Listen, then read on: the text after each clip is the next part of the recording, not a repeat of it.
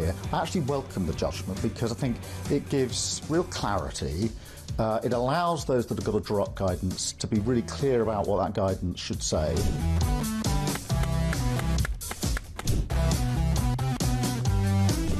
If you want to fight for Remain, vote Labour. Now, there are some who say we don't need Brexit to work. We need to reverse it.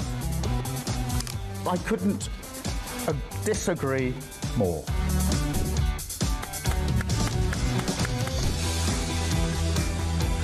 Day after day, there are new allegations of sleaze, of favours, of privileged access. And it's all very well the Prime Minister saying, well, say now, well, I'm paying for it. You've decided to repay £6,000 worth of gifts. Lord Ali is facing an investigation. I wonder how concerned you are that your biggest donor was not fully transparent. Are you saying you made a mistake? It was right for me to make those repayments. Thank you.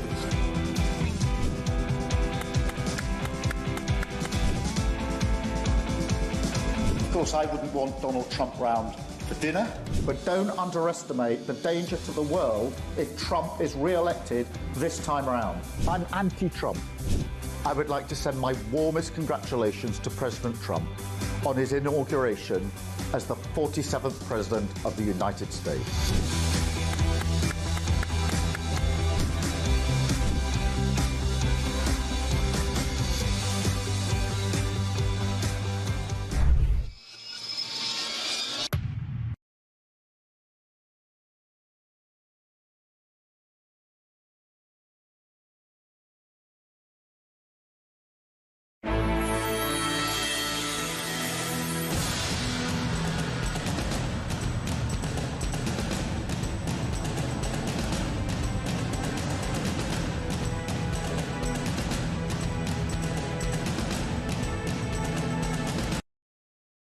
Across the UK, on DAB+, on your smart speaker, on your smart TV, and on your side. This is Talk.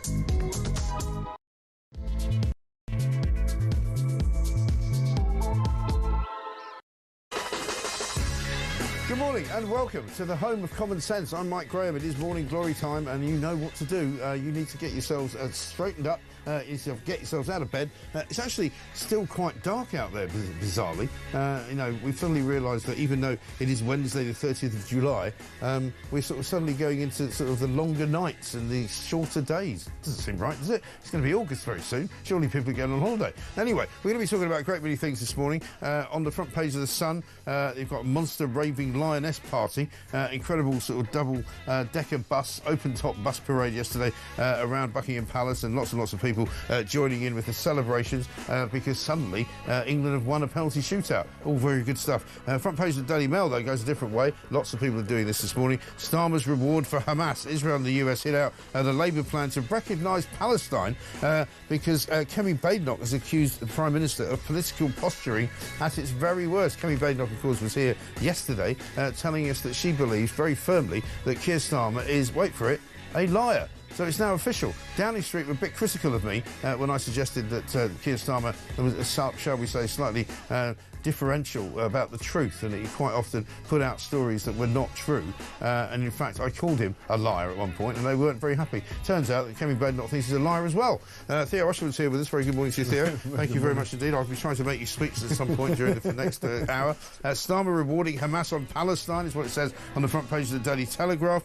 Israel and the US accused the Prime Minister after his plan for recognition puts no terms at all on the terror group in terms of just recognising Palestine as a country. And of course what we've got here is Keir Starmer once again getting himself into terrible trouble just to appease the people on the left side of his own party. It's got nothing to do with recognising Palestine. We spoke to an Israeli commentator yesterday who said this is pure virtue signalling. It won't make any difference whatsoever to the price of fish, and it won't make any difference to the people in Palestine either. Israel blasts Starmer over recognition of Palestine is what it says on the front page of the Times.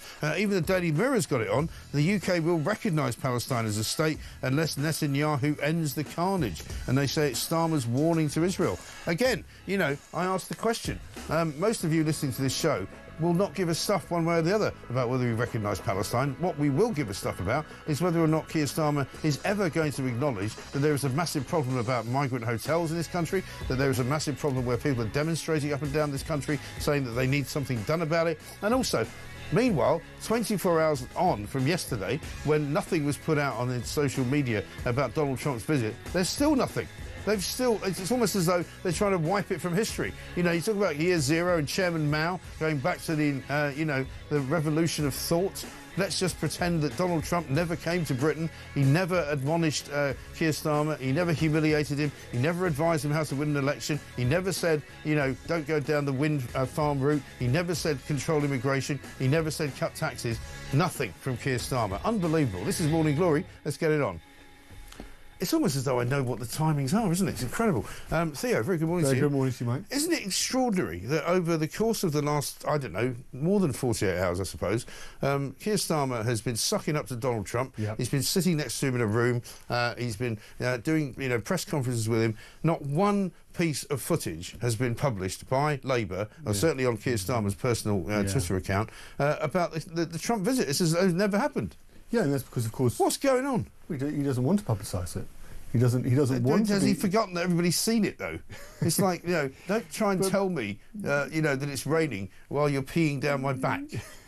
He doesn't want to draw attention to it. It was a fairly excruciating moment for the Prime Minister, as he was told basically all the things he needed to do in order to see off Nigel Farage. Yeah, and let's just list them. You know, stay away from wind farms, because wind is a disaster, in Trump's words. Cut taxes, you know, because otherwise you won't get any growth. Taxes are going to go up in the autumn, right? By the way. And also get control of the migration problem in this country, because Europe has got a massive problem. And Trump said, you know, Europe is not the same as it was 5 years ago. He's right. And if you don't sort that out, Europe will be finished. Yeah. And those three things alone are things that Starmer's not doing. No, he's not doing them. So on taxes, they're going to go up because, of course, he can't cut spending. Donald Trump was able to cut taxes because he introduced the Department of Government Efficiency, and he slashed tens of thousands of government jobs, much to the consternation of people within, you know, on the Democrat side of the aisle, and that's why he's now able to cut taxes, because he's brought government spending right down. Yeah. On immigration, he's obviously, you know, he's working much harder than Biden did and Harris did over on the southern border. Right. Keir Starmer's made it very clear he's not going to leave the ECHR, so we're just going to have more of the same tinkering around the edges. And there's more people coming than ever. You know, I think in the last few days we got a figure of something like 634 who have come just in the last 3 or 4 days. And you've seen that footage, obviously the footage that Talk had yesterday. Of the migrant hotel, full poster bed and the PlayStation 5s, and I think there were some fancy trainers in there. Fancy trainers, all sorts of, you know, drug paraphernalia, Gucci bags, drug paraphernalia, people smoking dope in the hotel, and also smoking cigarettes. You know, if I went to stay in the Copthorne Hotel, not the one in West Sussex, which is where that was all filmed, and I lit up a cigarette, I'm pretty sure that I would be fined about 500 quid for that. Yeah, because they would say you're not allowed to smoke in the hotel. You've got to go outside. But illegal migrants, they can smoke in the hotel. And the hotels are going to get, as more migrants come into this country, the hotels are going to get more expensive. Yeah. They're going to get more. They're going to get plush. They're going to get nicer, because, of course, the cheaper options for the Home Office to where to house the migrants are going to run out. Yeah. Absolutely right. Now, here's an interesting thing. We talk a lot on the show about the turning of various different commentators. Dan Hodges, who I've completely and utterly turned. We're going to look for something that he said before he turned on Keir Starmer. But he's got an amazing piece in the Mail today, and this is following on from Peter Kyle, who yesterday appeared on various different TV shows. Didn't come on my show, of course, because, you know, they don't like to come on my show from Downing Street because they think they won't be treated well. Kemi Badenoch came on. She's not frightened of me. But he's written a piece about Peter Kyle, because Peter Kyle went on to talk about, on Sky, to talk about the online safety bill. And he basically said, effectively, that if you're not on the side of online safety, you are a predator. And he then accused, incredibly, Nigel Farage of being on the same side of the argument as Jimmy Savile. Have a look at this clip. We have people out there who are extreme pornographers, peddling hate, peddling violence. Nigel Farage is on their side. Make no mistake about it, if people like Jimmy Savile were alive today, he'd be perpetrating his crimes online. And Nigel Farage is saying that he's on their side. I mean, an outrageous thing to say. Yeah. Downing Street apparently stood by him, Yes. and they've said that they're not going to And he doubled down on admonish him, X. right? He doubled down on Twitter, despite the fact that an awful lot of people said he should apologise, including Nigel Farage. But here's what Dan Hodges has to say. He promised to restore dignity. He's talking about Keir Starmer, but now Keir Starmer's injecting poison into the body politic. And he's written this excoriating sort of piece about the state of politics in this country because of Keir Starmer and his ministers. He says the allegation was peddled and then repeated by Technology Secretary Peter Kyle that Nigel Farage is on the side of Jimmy Savile through his opposition to the Online Safety Act. He said it is obviously shameful in itself. It is also politically illiterate. And he's really ashamed of the leader of the Labour Party. Yeah. And he's right to be. And it's the hypocrisy. And this was a point that I was asked about this yesterday.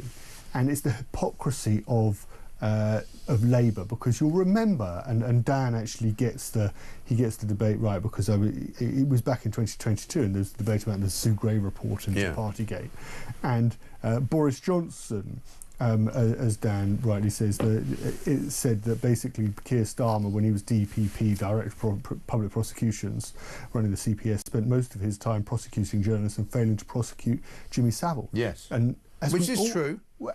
As we all remember, the howls of indignation, of apathy. Oh yeah, it was terrible, wasn't it? Yeah. How dare Boris Johnson make this claim at the dispatch box to slur Keir Starmer? The Labour Party lost its mind. They went doolally, didn't they? Yeah. And it did, and part of it, and part of the problem was that actually that sort of mentality then seeped into the Conservative Party, and Boris Johnson, 9 months late, it was about 7 or 8 months later, lost his job as PM, and that's fundamentally, Mike. It's what the sauce is good for the goose is good for the gander. Of course. And if you're gonna stand there and say you can't, this is a slur. It is a slur against Nigel Farage, and it seems to have come from the very top. When you look at the, I wasn't in the lobby briefing yesterday. When you look at what's happened in terms of the fact that he's doubled down on it. No, they've obviously discussed it. They've obviously discussed it as an attack line. Let's somehow line Nigel Farage up with Jimmy Savile. Very dangerous, it would seem to me, for Keir Starmer, who, as you say, was accused of not prosecuting Jimmy Savile, to even bring Jimmy Savile's name into it. And it's like, don't invoke the name of the devil if you don't want to be accused of actually consorting with him. No, and as Harry Cole, obviously editor-at-large at the Sun, I saw he made the very astute point on Twitter. People like Jonathan Hall, the independent reviewer of terrorism. Yeah. He has some real questions about this particular piece about the legislation. About the legislation. As does Kemi Badenoch, who didn't vote for it, even when the Tory party were introducing it. She wasn't keen on it. So are they supporters of Jimmy Savile now? Are they on the side of Jimmy Savile? Of course they're not. No. So. Well, nobody is. It's a ludicrous thing to say, and Peter Kyle should know better. Frankly, he's not a stupid man, but it was a stupid thing to say.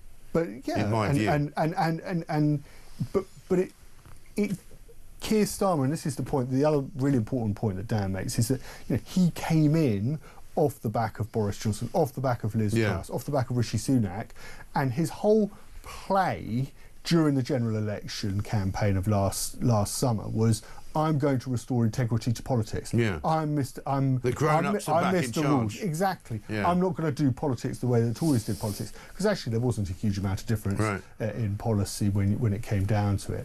And he came in with this idea that it's managerial competence and integrity, and he's just resorting to the same. He's resorting to the same tactics, Mike. Same tactics to try and smear their opponents. It'll be very interesting. I'm sure there'll be some snap polling out, right? Because Nigel Farage lent into this and accused and said he wanted an apology, which is, I think, probably the right way to go. Don't hide from it, lean into it. And I think it'll be really interesting in the next couple of days, because I'm sure we're going to get some polling about whether this has landed. Well, Richard Tice said, he was on Julie Hartley-Brewer's show yesterday, he said every time they make more of these accusations, every time they call us bigoted, every time they call us right-wing, whatever it is they do, our poll ratings just go up. Because they do. Because people don't believe a word that Keir Starmer says, and they don't believe a word that his ministers say, because they're all now actually a bunch of liars. Let's listen to Kevin Badenoch on that very subject.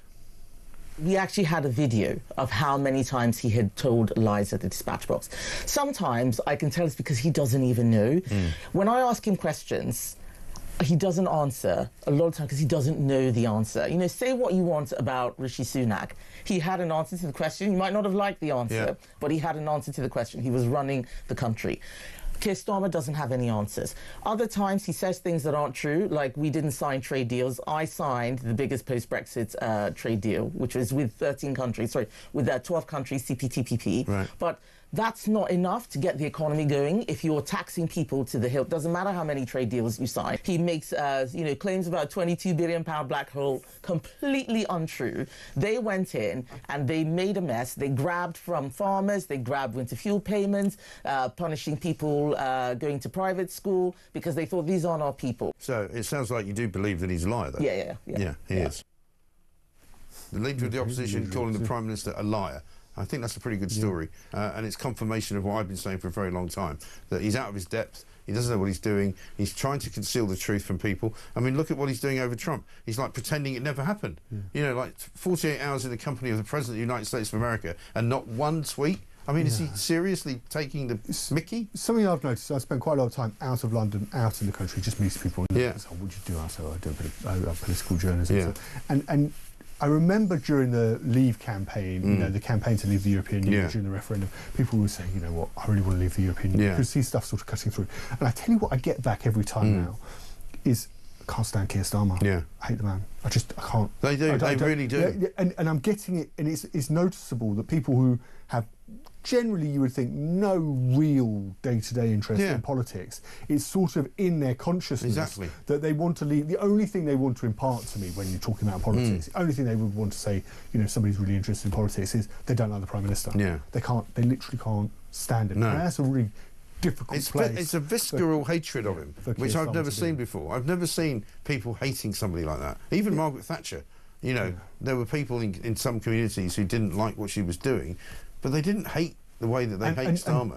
And different walks of life as well. I'm noticing different, went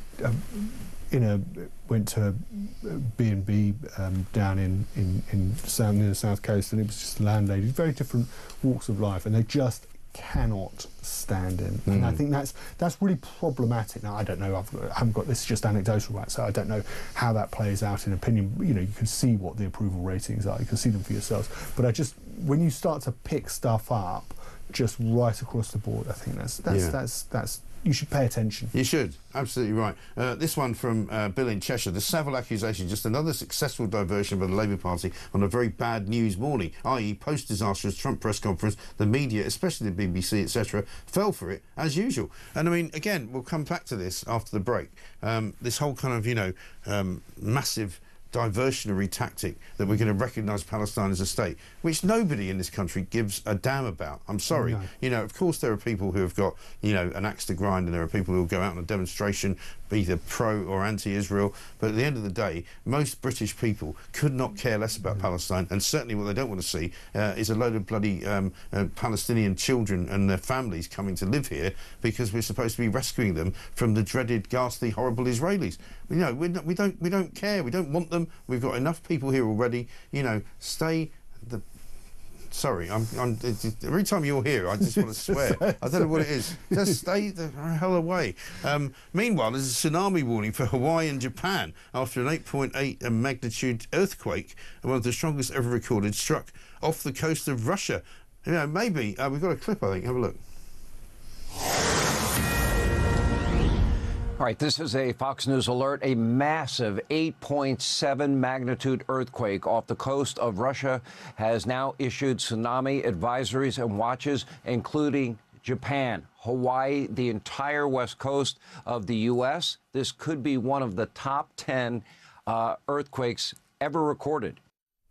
Wow. Sean Hannity there, who normally talks about Donald Trump and earthquakes of a political nature. We'll keep an eye on that. I'm going to email or message my son, who's out in California, see what's going on with that. Let's get a voice note from Matt. Mike, Matt in Hove here.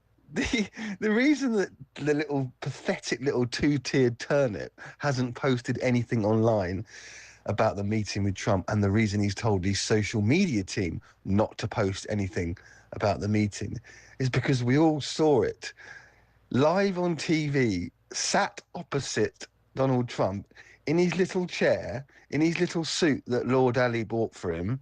It was the most pathetic display I've ever seen from anyone. I mean, get rid of him. I mean, Matt, I could not agree with you more. I thought, you know what we're going to do? Let's retread some of the stuff, because if he doesn't want to put it out there, we will. I want to see the Sadiq Khan clip. I want to see the clip about wind power being absolute disaster. Let's just retread all of it, because I'm just going to keep stuffing it down his throat until they complain so much that they try and get me off the air. It's 20 minutes past 6.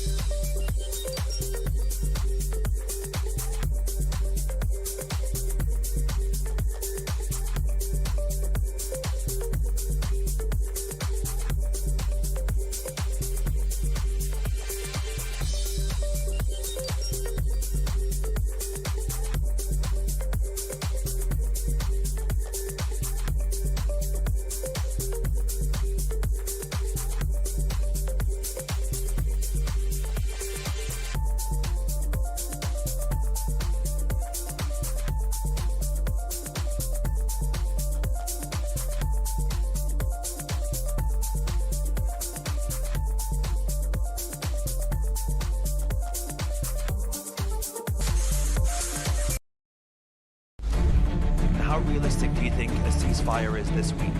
There's a very good chance that we'll have a settlement, an agreement of some kind. We basically have two countries that have been fighting so long and so hard that they don't know what the they're doing. What are you looking for here? An end. A real end. Well, all of a sudden he's a big shot because he has the U.S. on his side. I am very disappointed with President Putin. He'll talk so beautifully and then he'll bomb people at night.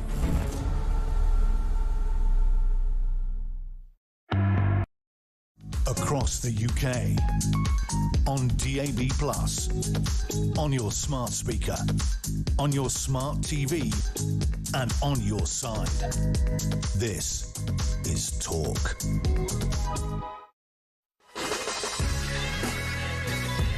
Welcome back to Morning Glory. 23 minutes past 6. I'm Mike Graham with you all the way through until 10 o'clock. Theo Usherwood is here, of course. Jeff says, good morning, Mike. Great show. After yesterday's announcement, just watch how tariffs go up. Trump will not like this. And also one from Nicola says, morning, Mike. Love the show. I think we all recognise Two-Tier as the worst Prime Minister in history. I think, wake me up. This has to be some sort of horrible dream, says Nick in Hertfordshire. Yeah, it really seems like that, doesn't it? Front pages all this morning, completely full of Keir Starmer from last night talking about the recognition of the Palestinian state. Have a look at this. I've always said that we will recognise a Palestinian state as a contribution to a proper peace process at the moment of maximum impact for the two-state solution. With that solution now under threat, this is the moment to act. So today, as part of this process towards peace, I can confirm the UK will recognise the State of Palestine by the United Nations General Assembly in September, unless the Israeli government takes substantive steps to end the appalling situation in Gaza, agree to a ceasefire, and commit to a long-term sustainable peace, reviving the prospect of a two-state solution. See, trouble with Starmer, right, is one, he hasn't mentioned Hamas there at all. No. And people are calling it a Hamas surrender. Secondly, nobody wants a two-state solution. You know, Hamas don't want it because Hamas want the destruction of Israel. They want the wiping off the face of the map of Israel, as do Iran, as do some of the other nations over in that part of the world. Israel have offered a two-state solution, but they don't really want one either because they don't want a secondary state over the border 100 yards away who wants to come and kill them. No, and there's been no point... So what's he talking about? So there's been no point since October the 7th and that horrendous atrocity from Hamas. Have they ever turned around and said sorry? Have they even handed back all of the hostages? They are still Israelis who are being held in captivity at the moment in Gaza by Hamas. Yeah. And they repeatedly have said over the last nearly 2 years that it is, they want to see the destruction of Israel. They won't stop until they get it. So this is basically a sop to the terrorists, isn't it? So there are four conditions. There are four significant conditions, as you heard there, Keir Starmer laying them out, and he hasn't asked anything new of Hamas whatsoever. No. And I think what the other problem is of course, yes, and this is what Benjamin Netanyahu has made, the point he's made, and it is the point that is being made by others, is that it gives credence to Hamas. It says to Hamas, you just keep going. Right. Because look what you've got. You're getting Western nations. They've gone from October the 7th, 2023, the worst terrorist atrocity against Jewish people, which they committed since the Holocaust in the Second World War, right, to now not only getting a seat at the table, but being recognised by a major Western democracy as having the right to have a state of their own. So you would think, if you were Hamas, let's do more of it. That's worked. Yeah. That's fantastic. Absolutely. And the other, and this is something you just touched on, which I think is a point that's sort of being missed in all of this, is that Netanyahu wants to ensure that Israel is safe, that it is a safe, secure nation without the threat of terrorism, without rockets being fired over it, without the need to, they're going to obviously keep Iron Dome, but without the need to be using it every other day. And he wants the people of Israel to be able to live in peace, and Israel has a long track record of providing stability. It's the only fully functioning democracy. As they say in Israel, if we put our guns down, Hamas will invade our country and murder everybody. If Hamas put their guns down, that's the end of the war. But this makes it much more difficult because what Starmer, and this is what you're saying, what Starmer has done is he said, we're going to give the Palestinian, we're going to give them a state apparatus. So they're going to have fully functioning healthcare. Are they going to have a military? Yeah. Are they going to have a police force? Who knows? Are they going to? They're going to have they're going to have ambassadors around the world. Exactly. The whole. Are we going to start funding them? Are we going to start putting money into their coffers? No doubt David Lammy will give them a bunch of aid. He loves doing that, doesn't he? Gave a load to Syria, and then they started killing a load of Druze people in villages, innocent women, children and men, killed, by David Lammy and his money. Yeah, so that's where we are. So that's well done, Dave. Does this announcement from Keir Starmer make Benjamin Netanyahu, if you're trying to think in Benjamin Netanyahu's head for a moment, does it make him more likely to want to sit down and negotiate a ceasefire? I don't know, quite the opposite. Of course not. Because in fact there was a ceasefire on the table which was being negotiated. Hamas were ready to give up the hostages, and then suddenly this happened, and now they've walked away and gone, actually, you know what, we're not going to give you hostages back because we've got a better deal on the table from Keir Starmer. Yeah, and what a complete and utter plonker. But you know why he's doing it? It's cynical because he's being driven by his own agenda inside of Parliament, where his own backbenchers are pressuring him, and his there are people in the cabinet who I'm convinced, and I'm going to say it now, and they can sue me if they want, are anti-Semitic. Yeah, people in his own cabinet. But you've got Wes Streeting in Ilford North. Yeah. He's a hair's breadth from being kicked out by an independent. As is Jess Phillips, who can't bring herself to talk about grooming gangs and the inquiry, or indeed the Palestinians or Hamas. She can't bring herself to talk about it. It's the Donald Trump moment. It didn't happen. Oh no, there are no grooming gang problems. They're not from Pakistan. Can I go now? Angela Rayner is very vulnerable in her. She sat in a room with a load of mullahs. Remember, just before the election, the only woman in the room. They're all sitting there looking at her. Giving her a hard time and saying, "What are you going to do for us, babe?" Yeah. Shocking, absolutely shocking. And so this is just going to... This is... And you've got Corbyn and Zara Sultana set up their new party. I know that they... I see they've got a new name for it. The Left Party? The Left Party. It looks... Look, we joke. How about Left Outside? We joke, and it is a shower, right? Yeah. But this is a real. This is one of the reasons that's driving it, is that we could end up in a situation where they have a party at the next election, because this situation isn't going to get better, with 40 or 50 MPs. Yeah. They could be, and they're driving. They've got the ability to drive the Labour Party in a certain direction, in a similar sort of way to the way that Nigel Farage, forced the Conservative Party into a similar direction over Europe. And it's pathetic. People in this problem. country are sick of it. They don't care about Palestine. I promise you. Let's see what Kemi Badenoch has to say about it. No. I think it would be the wrong thing to do at this point. There is a humanitarian crisis right now. That needs to be addressed. He should be talking about dropping aid packages, making sure that people there, an international effort is being coordinated to look after the people who are suffering. There is a war on, and as you and I both know, and all your listeners will know, war is a terrible situation, and it means that there are many people who, through no fault of their own, are suffering. Let's see what we can do to help those people. But statehood gives Hamas power, and it's yet another gimmick. Okay, let's say we give statehood, and then what? Does the problem disappear? No, it doesn't. Doesn't fix anything at all. He's doing this to solve a political problem, because a lot of people in his cabinet want statehood for Palestine. They are student campaigners, lifelong campaigners. This is the sort of stuff that they like. And he's dealing with an internal party problem rather than dealing with the problems of this country. Yeah. Kemi Badenoch speaking to me on this show yesterday. I thought she was very good on that, actually. Really strong, sensible, very British as well, because, we are not here to be student politicians. We are not here to offer, the sort of the white dove of peace to a bloke with an AK-47 in his hand, because, first put the guns down, first to give up all of the terrorists, and then maybe we'll talk. But what you don't do is what Starmer's doing, which is basically rewarding Hamas. Let's see what Donald Trump has to say. Well, you could make the case that you're rewarding people, that, you're rewarding Hamas if you do that. And I don't think they should be rewarded. So I'm not in that camp, to be honest. We'll let you know where we are in, but I am not in that camp. Mr. President, because if you do that, you really are rewarding Hamas. And I'm not about to do that. So he doesn't want to give them statehood, quite sensibly. Yeah, and you mentioned, of course, student politics, but, the net effect of this is that Britain is just sort of out of the conversation. Yeah. We make these, the government's made these declarations. We just look stupid. And we are now no longer even in the room. We haven't even we're not even allowed into the hotel to put our, glass to the door to listen to the conversations.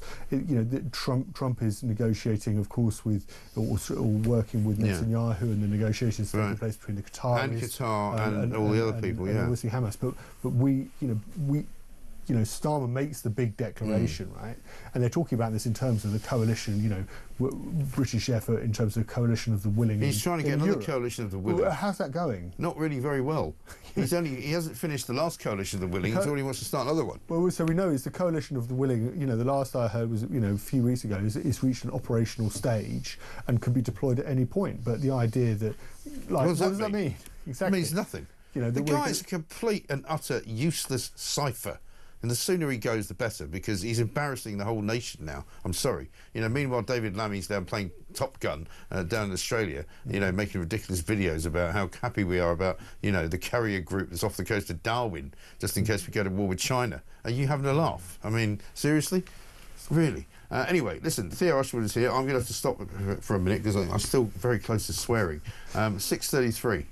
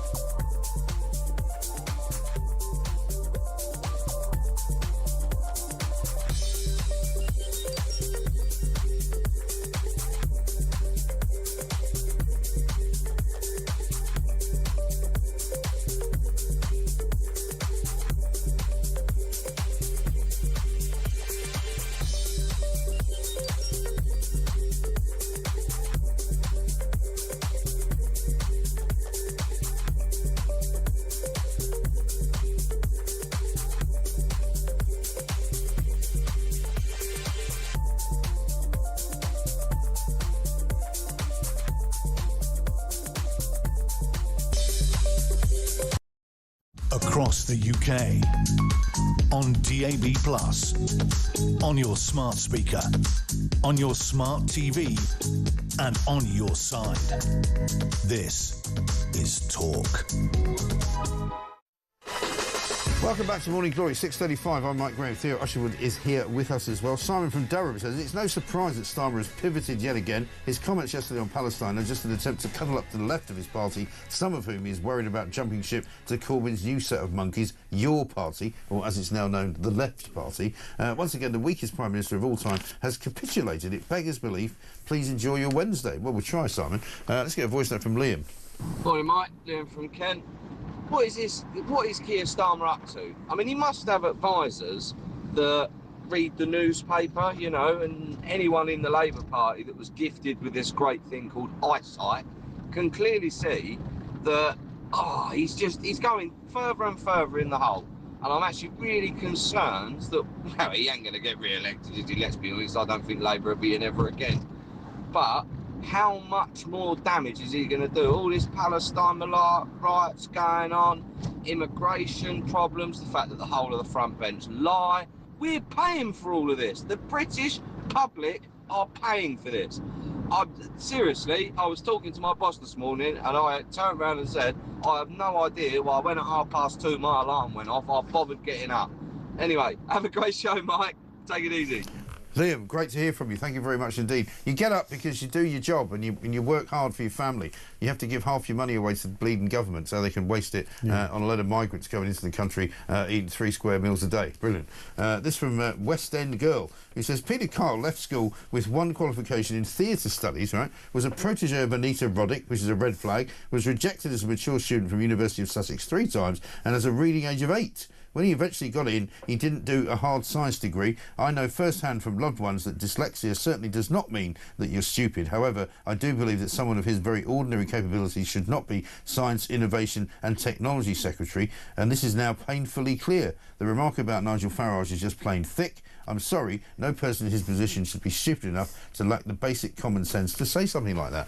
I think that's a fair comment, isn't it? Look, I don't know. I mean, I know that Peter Kyle has said in the past that he's dyslexic. He's talked about I don't know if he's got a really great rate, but he certainly was behaving like an 8-year-old yesterday, in slurring and trying to smear Nigel Farage. I'm not sure his dyslexia has anything to do with it. I think actually, funnily enough, it wasn't an accident, and it wasn't stupidity, the reason he said it. I think it was intentional. Yeah. And I think they're trying to smear.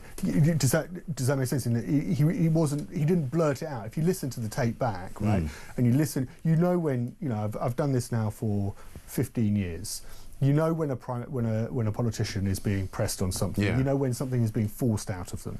You know when they slip up or they make a mistake. You can hear it in their voice. They know they've made a mistake, and then you also know when they're taking a line. They've obviously discussed it. They've got in their mind what they want to say. They go on somewhere like Sky News and they say it because they want to say it. Yeah. And that's what he went and out this to is do. what the And he conversations... went out to smear. Yeah. He went out to smear Nigel Farage. Yeah. So in actual fact, I think putting the dyslexia, so I actually think Peter Kyle is probably one of the more intelligent. Well, he's one of the few within cabinet ministers who's been on this show, right? And he can handle himself in an interview. He's clearly not stupid. No. However, the problem with him and many other people in the Labour government is that they have no sense of humour. I was having this conversation with somebody yesterday. They're all a bit weird. You know, they're not normal people. They can't have a conversation with you if they disagree with you. They can't actually have a proper debate with you if they disagree with you, because they think you're some kind of bigot or some kind of right-wing lunatic, and they can't converse in a normal way. There's this self-righteousness. Right? So for him, there's no difference in saying I disagree with Nigel Farage and Nigel Farage is like Jimmy Savile. But this is a problem on the left, right? Yeah. Is that if they say it, it's okay. If the right say it, then there's outrage. There's a rank hypocrisy there. Yeah. That they think they're entitled to say it, and the problem is that they've got right now, after a year in government, the Keir Starmer, and having promised to restore, come in and restore integrity and accountability, has zero credibility. Yeah. And so when the only thing that he would like to think, and his ministers would like to think, they have over Nigel Farage, and I don't think they have it at the moment, is that they have the moral high ground, right? That's the way they see it. They think they think, but they I'm don't not saying, actually have that. No, And clearly, if you're doing an interview like this, you're going to lose that moral high ground in everybody's eyes. If there is like just one person out there who would look at that interview and think, you know, before the interview, because everybody knows, Keir Starmer has credibility. Yeah, also because everybody knows. Let's face it, this online safety bill is not just about preserving, you know, the internet space for children, so that they're not seeing things and looking at stuff that they shouldn't look at. There is a real serious issue about free speech. There's a real serious issue about people, you know, even Keir Starmer, when he was talking to Donald Trump yesterday, was trying to insist that, oh, there's no censorship here. Oh, really? You've literally locked people up for making Twitter statements, for putting things on social media. Police go around to people every single day in this country and ask them about what they've put on social media. You know, don't talk to me about censorship. That's what they're practicing. It's an incredibly complex area of legislation. And there are real concerns about freedom of speech, about freedom of expression. We've seen what's happened where I think many of your listeners would look at what happened to Lucy Connolly and think, hang on a moment, 31 months for a tweet that she deleted is grossly unfair as a sentence. You can condemn, in the same breath, you are perfectly right to condemn what the content of that as the content of that original tweet, but the fact is she deleted it and apologised, and then she's ended up with a 31-month prison sentence. Meanwhile, correct me if I'm wrong here, but the Bob Villan, the man who led chants to death to nothing's happened to him.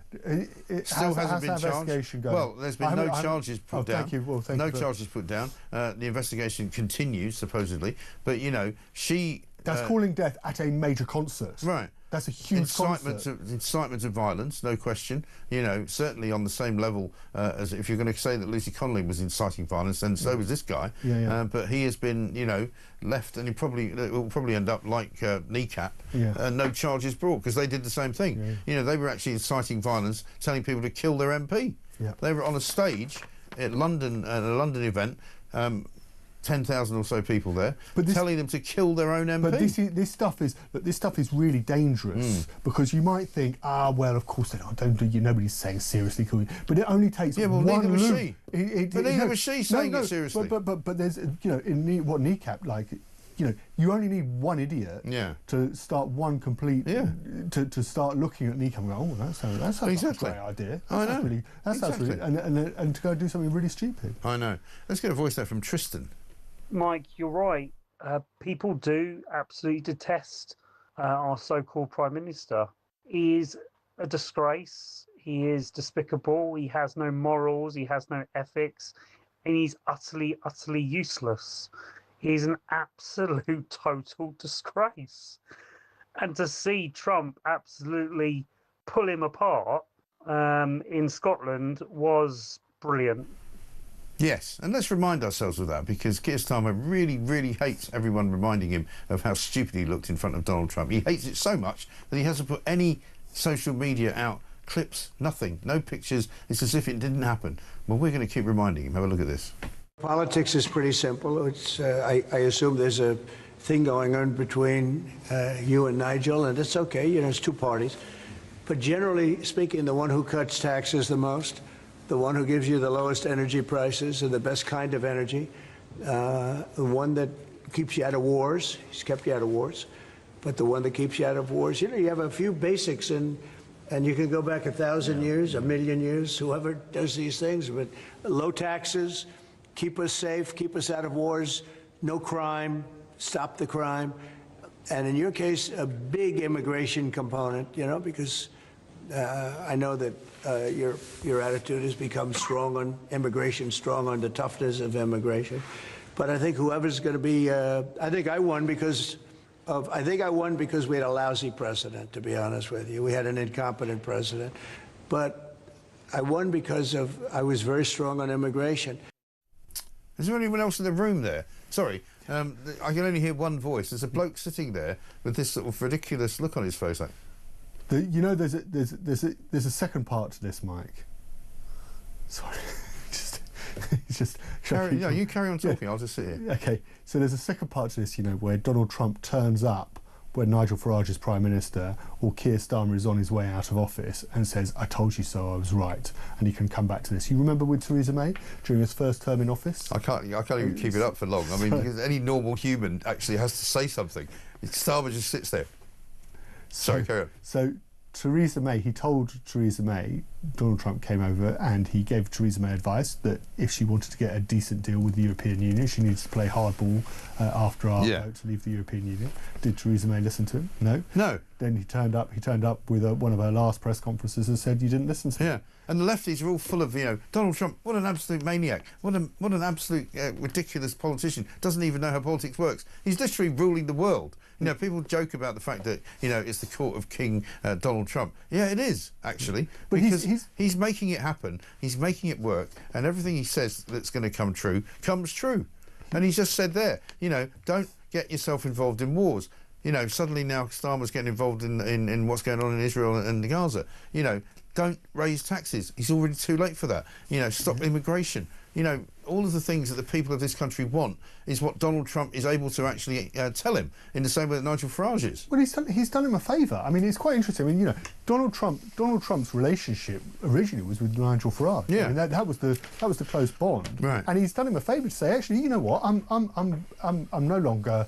I'm not going to be partisan about this. Yeah. I'm going to fly over. He's obviously got his golf course. Right. And he sat down with him at a press conference and said, if you want to return to power, you can do it. Look, I mean, he did his first term and then he came back and he did his second term 4 years later. It is perfectly possible to do it, but you have to do the basics. Yes. And these are the basics. But the problem, of course, for Keir Starmer is by the decisions he's made already, he can't do the things that Donald Trump is recommending. And also the second problem is he's an idiot and he's a liar. That's one for you, Downing Street. 6:46.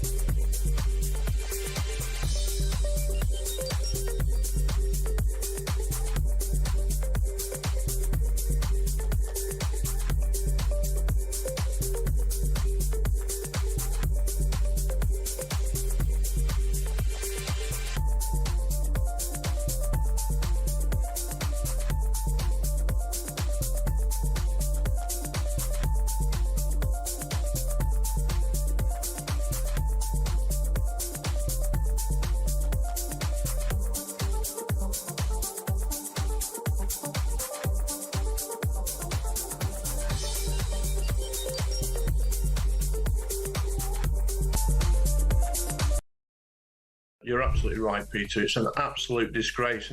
We've had the work. We thought it was bad enough when police officers were not investigating these things, when alleged community leaders could stop things, and we were told that not investigating grooming gangs was some kind of social cohesion.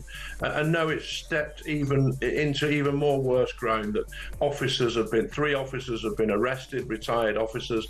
And I agree with you, and I agree with Professor Jay, who did the report into Rotherham in 2014.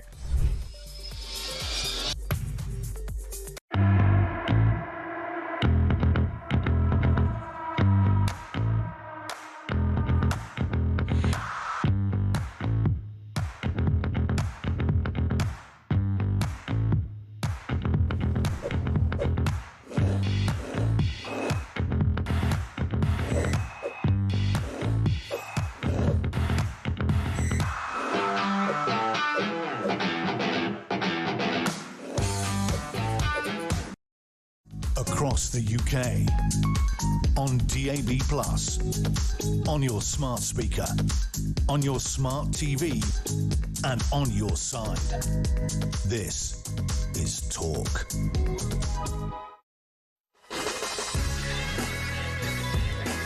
Welcome back to Morning Glory. It's coming up to very nearly 10 minutes to 7. Theo Usherwood is here.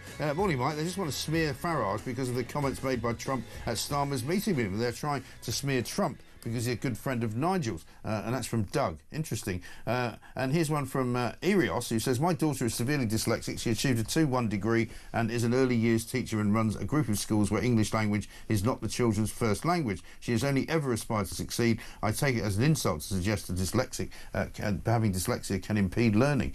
Yeah, well, listen, I don't think anyone was suggesting that it can impede learning, but people are saying that Peter Kyle, who himself has said that he's a dyslexic and has suffered as a result and hasn't really got any proper educational qualifications, should not be necessarily running the department that he's running.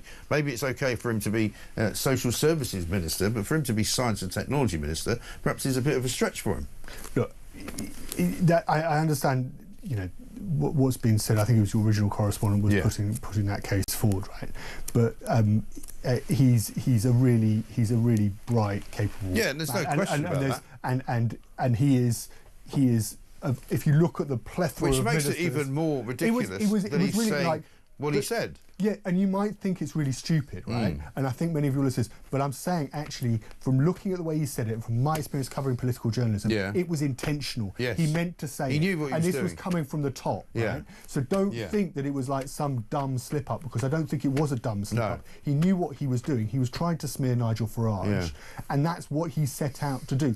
Now, we will only see when, you know, Nigel Farage and Richard Tice have a particular view, and I know you spoke to Richard Tice, and he was saying, actually, this ends up helping us because the British public can see it. Ratings go up. Nigel Farage and Zia Youssef, who of course was running his Doge unit, have already lent into it, so they see some benefit to it. I'll be fascinated to see how this polls with the public, and to see if it is successful. You can bet your bottom dollar that it'll be Peter Kyle or somebody else will come out at the next really contentious issue, and they'll come out with a similar statement about Nigel Farage. I think it is a mark of how much Labour fear reform. They've tried lots of different tactics, haven't they? They tried initially they tried he's got simple solutions to complicated problems, which didn't wash because their solutions to complicated problems aren't actually working. So if his solutions seem simple, it doesn't matter. There's still solutions that are better than the ones that they've got.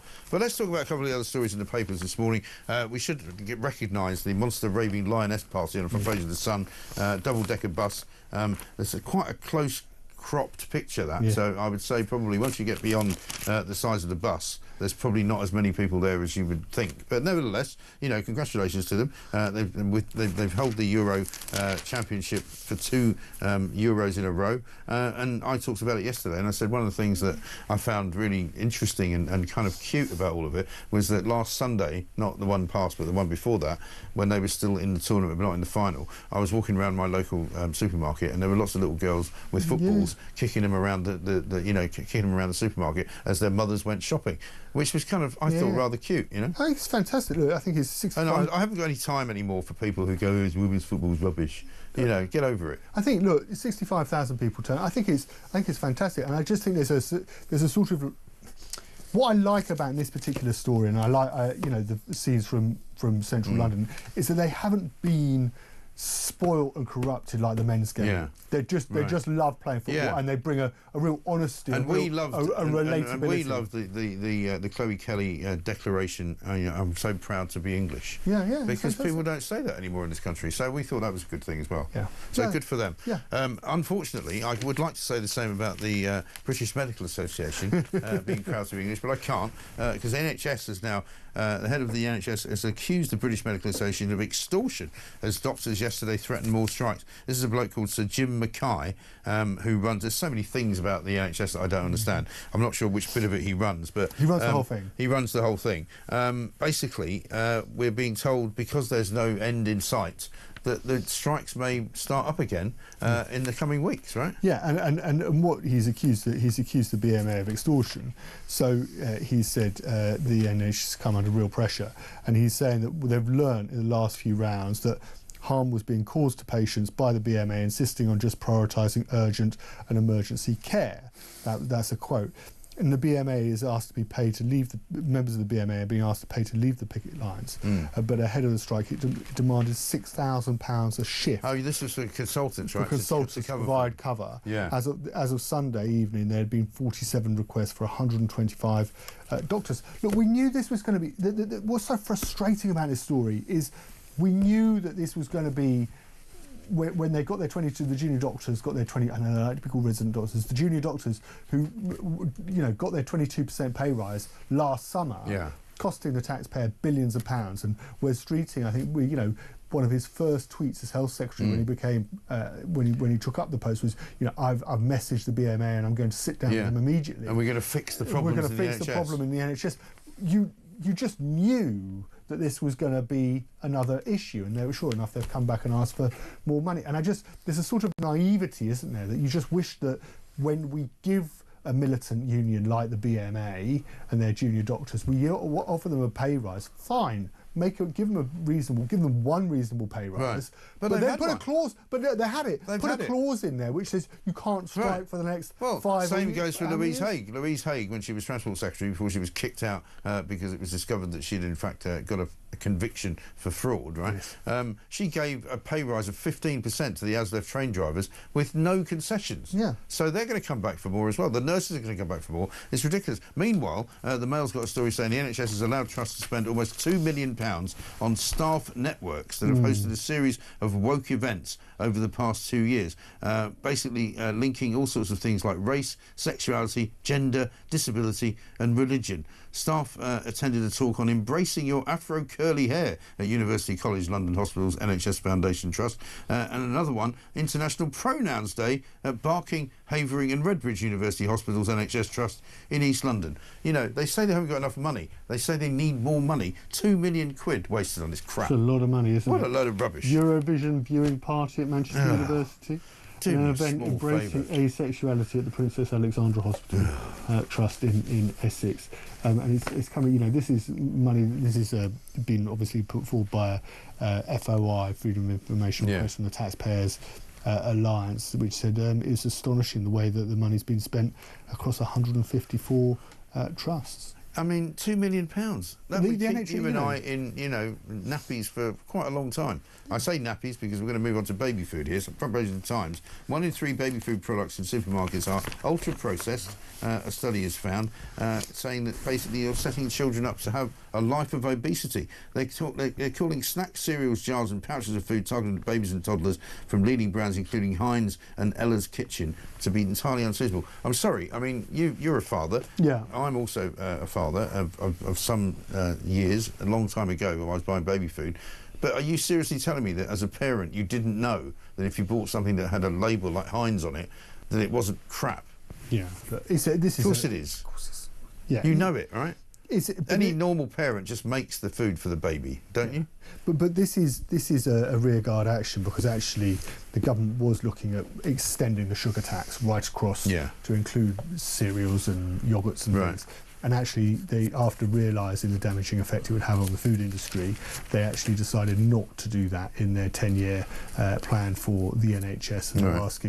And they're asking food manufacturers to be much more conscious about the calories that they're putting, or the sugars that they're putting into food to work with the NHS. But this is a tee-up to have this story on the front page of the Times is clearly a tee-up designed to try and make the case to extend the sugar tax right across the board. And of course, the food industry, we know in this country, is already struggling. Of course, it employs a large number of people, so already going to be hit by things like the national insurance increase.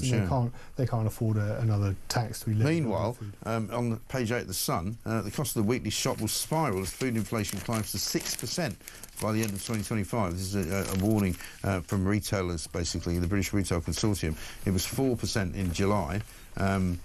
It's likely to go to 6%. And we've said this before, there's no way that the normal inflation level, which is now pitched at something like 3.6%, is actually true, because people go to their local supermarket every weekend, and every weekend they're paying at least a third more than they paid last weekend. And we're almost out of time, so you've got about 10 seconds. Well, at the same time as the Daily Express saying that they want to cut interest rates, and if you cut interest rates, inflation's only going to go up higher. The economy's stuffed. It is absolutely hopeless. Well done, Rachel. Rachel Thieves, stealing from us for the rest of time. This is Talk. I'm Mike Graham. Theo Rushford, thank you very much indeed. We'll be back after the news with much, much more right here on Talk.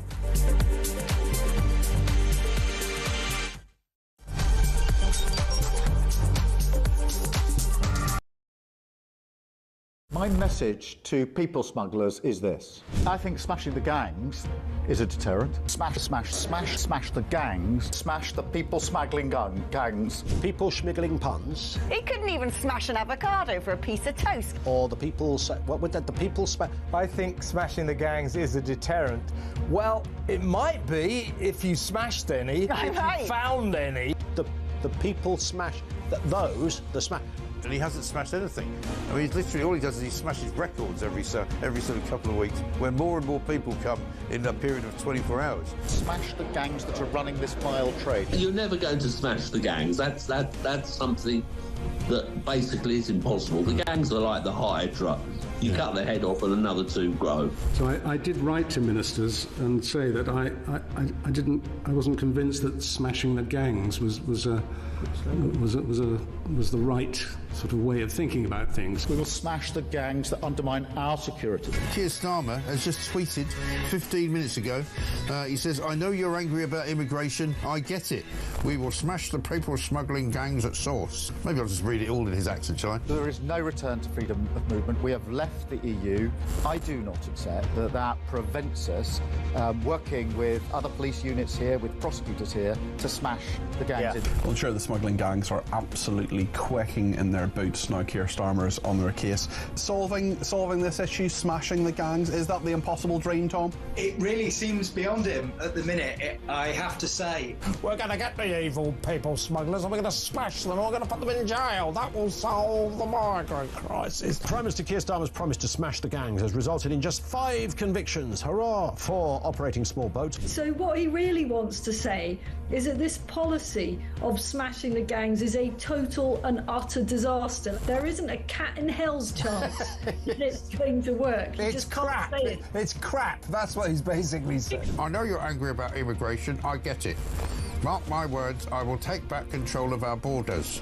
That means cutting migration, ending the use of asylum hotels and ramping up our efforts to stop small boat crossings. It's like a parallel universe, the real world as told by the impressive David Bolt, and Keir Starmer and Rachel Reeves' fantasy world. We will smash the people smuggling gangs at source. Across the UK, on DAB+, on your smart speaker, on your smart TV, and on your side. This is Talk.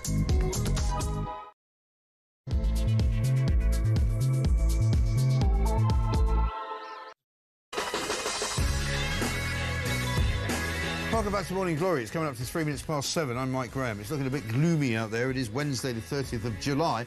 Almost impossible to believe that we are practically in August, you know. The days are getting shorter. The summer is fading away from us. I mean, we still should have another 4 or 5 weeks of decent weather. But for heaven's sake, you know, Wimbledon's done. You know, the Open's finished. The football season's about to start very soon. You know, some of the festivals have already come and gone. And we are, I'm telling you, entering into the autumn of 2025 before our very eyes. You won't really believe it until you see it. And then the clocks will change and God knows what will happen. Meanwhile, Keir Starmer, I'm afraid, is still in charge of this country. He's still trying to pretend that he met with Donald Trump up in Turnberry, got on Air Force One, flew to Aberdeen, went out for dinner with him, had a 20-minute press conference, then had dinner with him, then had all sorts of conversations with various different members of the White House staff. He's now pretending it didn't happen.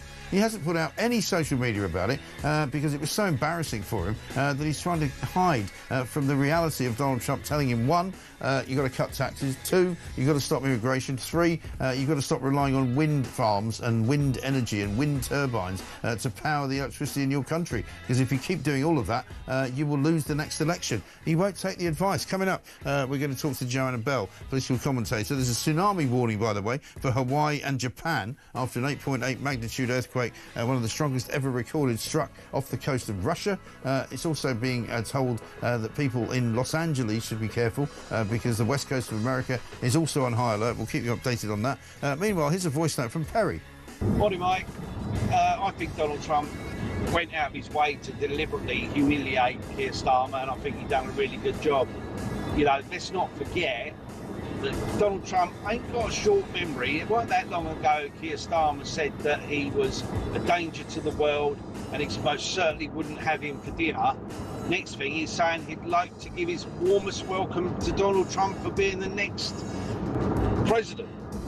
You know, he ain't got a short memory, and I think he's deliberately gone out his way to humiliate that. And let's not forget, didn't Keir Starmer send about 100 delegates over to America to try to fight against Donald Trump becoming the next president? Donald Trump ain't a stupid, silly man. He's done it deliberately, and I find it really funny. Absolutely right. Quite right. Well said, Perry. Thank you very much indeed. A couple of stories from the papers this morning. NHS chiefs are apparently saying that the BMA are extortioning, practicing extortion, trying to get so much money to cover for the strike, which is now over. Also, International Pronouns Day and other woke staff events that cost various parts of the NHS £2 million.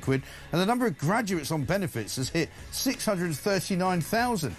What a complete waste of time. So they've gone to university, they've got a degree, and it's worthless, so they're all in the dole. Brilliant. This is Morning Glory. Let's get it on.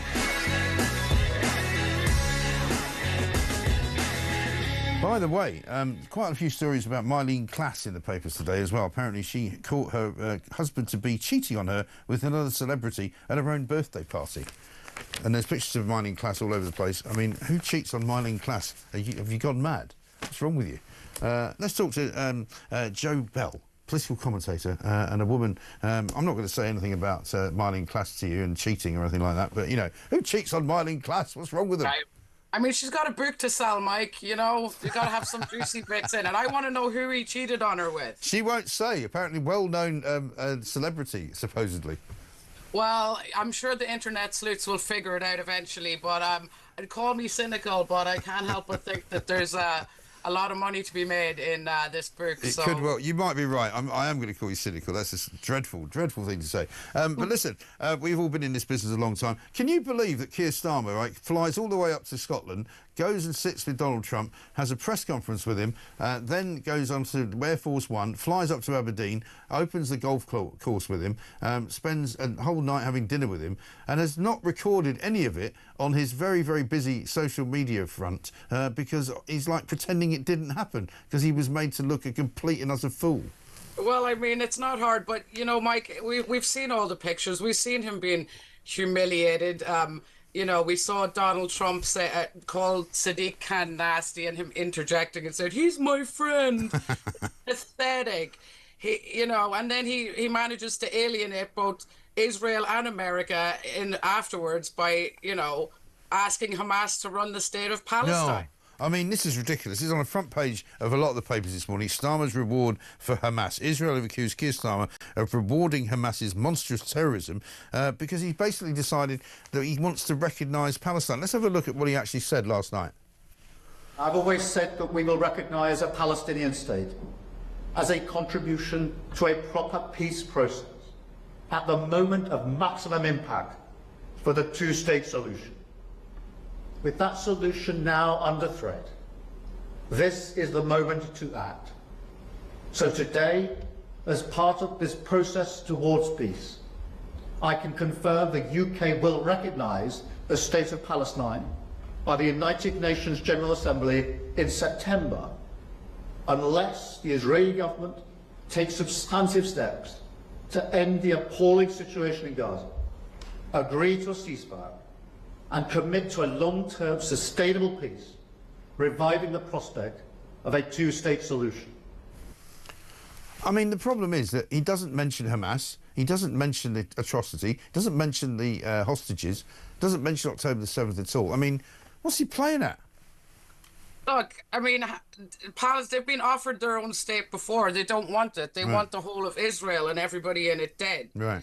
So, you know, he hasn't condemned, you know, he hasn't told them to stop fighting. He hasn't asked them to release the hostages. That should have been a minimum.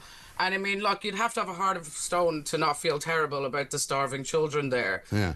That, you know, anybody can see that that's bad. But, you know, they don't want their own state. They've been offered it a million Yeah, times. no. I mean, this is it. He talks about a two-state solution. Nobody wants a two-state solution because, one, you've got Palestine who want the eradication of Israel altogether, so that's not a two-state solution. And you've got the Israelis who say, we don't want this neighbour of ours on our border, attempting to kill us every bloody day. Well, and that's the thing. But we all know he flip-flops, Keir flip-flops. And, this is, it's call me cynical again, but it's after Jeremy Corbyn sets up his own party, which will no doubt get the Muslim vote. He's, and made this announcement. It's obvious that he's running scared and doesn't want Jeremy Corbyn to get Labour votes. Yeah. And that's why he's doing it. Yeah, but I mean, isn't that the most cynical way to operate as the Prime Minister of a great country like this? We are supposed to be one of the leading nations in the world. We're one of the leading economic nations. We're on the UN Security Council, and we are now recognising a terrorist state on the basis that he wants to make it okay with his backbenchers. It's ridiculous. Well, look, he's a follower. We've already established Keir is a follower, not a leader. Yeah. You can see the way Donald Trump makes mincemeat of him every time they meet. And, and now he's going to recognise a terrorist state. Yeah. So, all he's going to do is he's obviously desperate to get that Muslim vote. And it could end up that there's going to be a coalition in the next election with all these new parties springing up. So it's quite scary. Nobody wants that, but that's obviously what he's trying to do. But he's not going to get the vote next time round. I know people who have voted for him who are saying they're never voting for him again. They're going to vote for the Green Party. So that leaves, who is going to be running in this country in 3 years' time?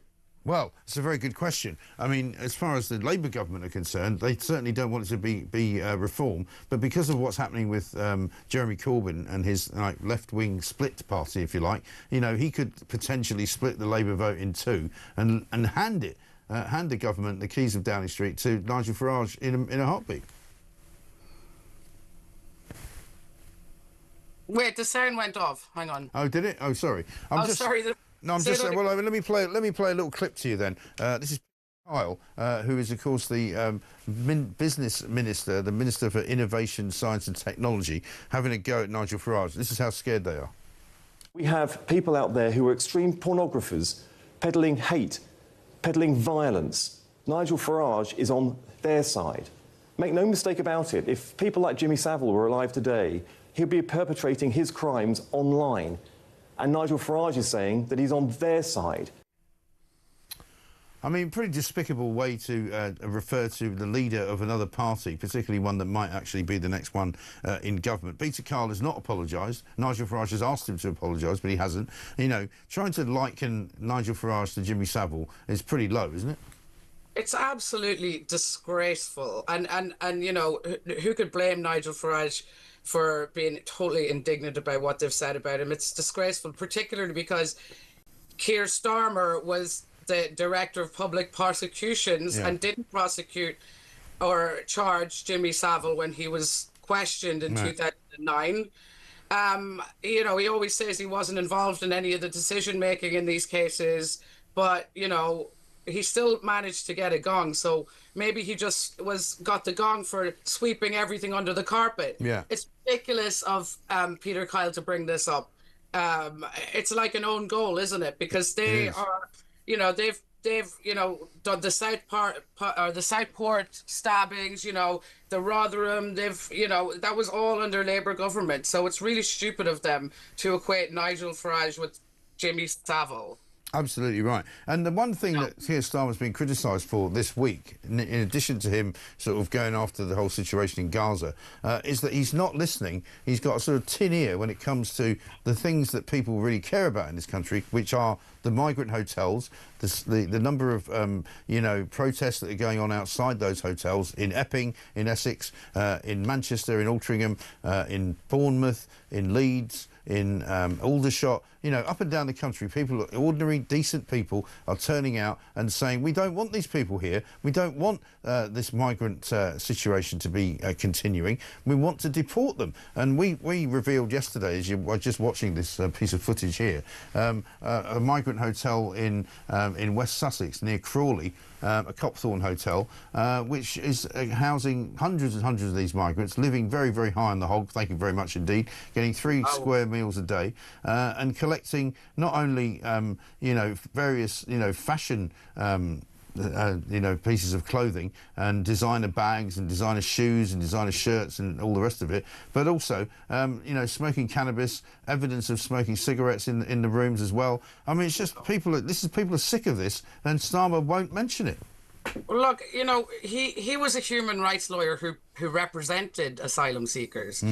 And, you know, these hotels are taking the money. I mean, there's a lot of money being made off these asylum seekers. Keir Starmer's friends in, you know, the legal industry are making a lot of money representing these people. The hotels are making a lot of money. They're making probably triple what they normally make. Yeah. I don't know what the exact figures are, but, you know, there's people making money. Those 5-star hotels or whatever they are charging serious money, more than they'd make from, you know, a holiday maker. Yeah. And we're paying for it. I know. It's absolutely shocking. Meanwhile, in case you missed it yesterday, we're replaying this as well. Kemi Badenoch came in to see us yesterday, and I managed to have her on the subject of whether Keir Starmer is a liar or not. Have a look at this. Video of how many times he had told lies at the dispatch box. Sometimes I can tell it's because he doesn't even know. When I ask him questions, he doesn't answer a lot of times because he doesn't know the answer. You know, say what you want about Rishi Sunak. He had an answer to the question. You might not have liked the answer, but he had an answer to the question. He was running the country.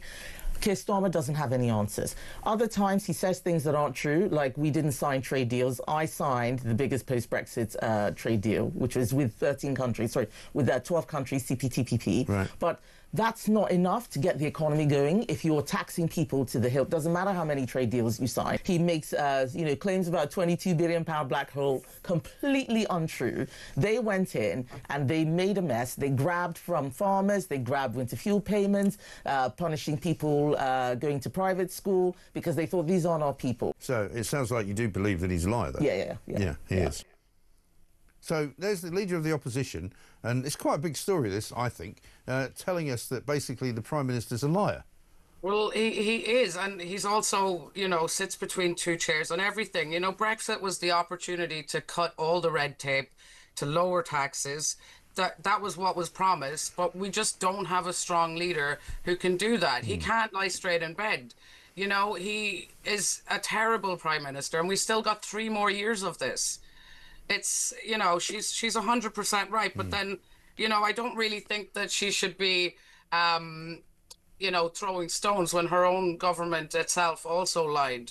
Yeah, well, I mean, they weren't quite as duplicitous as this one. I mean, I don't hold a candle for the Tory party, and they did ruin the country up to a point, but it's gone a lot worse since then. They got beaten, and this idiot got in July. I mean, the last year has been a complete and utter car crash, disaster. Well, it's been a car crash. They've destroyed business. They've, you know, destroyed, you know, businesses are paying, you know, high business rates. Their national insurance contributions have gone up. Tax minimum wage has gone up. Rents have gone up. It's inflation. There's nothing that can be done now. And, you know, the horse has bolted, and everybody, the doctors are striking. My friend, her sister is a doctor in pediatrics. She's 8 months pregnant, and she has to stay on because if she doesn't, the babies will die. And that's the reality of this situation. There's people dying right now because of the decisions that have been made. And it's an absolute disgrace. It is a disgrace. And the doctors, of course, are threatening to go out on strike even as they've just gone back after 5 days of it. They're talking about having another strike as soon as, you know, the next month. So it's all going horribly wrong. Listen, Joe, great to see you. Thank you very much indeed. Joe, there talking to us, Joe Bell, political commentator, with plenty of things to say. Morning, Mike and team. Kitty from Kent here. She says, having worked hard and enjoyed it for 30 years, I'm now looking at my tax being money wasted on illegal migrants, and I find myself wondering why I'm still getting up at 5 o'clock to go to London, paying £9,500 a year for my annual ticket, dodging criminals and filth in our capital and reaping no benefits.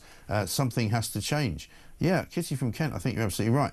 One from Clive in Solihull. Great show, Mike. Can somebody tell Starmer that he's the Prime Minister of the UK, not the rest of the world? I think he is a disgrace and does nothing about the real issues, which are immigration and the madness that is net zero. I am voting reform. Let's get a voice note from Karen. Oh, my word, Mike. Watching Trump trash Starmer. Instead of drill, baby, drill, it was squirm, squirm, baby, squirm. Loved it. Keep ramming it down his throat because you're right, we all hate him. It's all across the board. It's not just the working class that hates him. It's the middle class, the upper class, every class. We all hate him. Squirm, baby, squirm. Squirm, baby, squirm. That's a new one. Not bad. Coming up to 20 minutes past 7, we're going to go to Dan Pfefferman, locally in Tel Aviv. He's there. He's going to talk to us about what he makes and what's being said in Israel about Keir Starmer's wish to grant status to state status, if you like, to Palestine. Absolutely unbelievable stuff. 20 minutes past 7.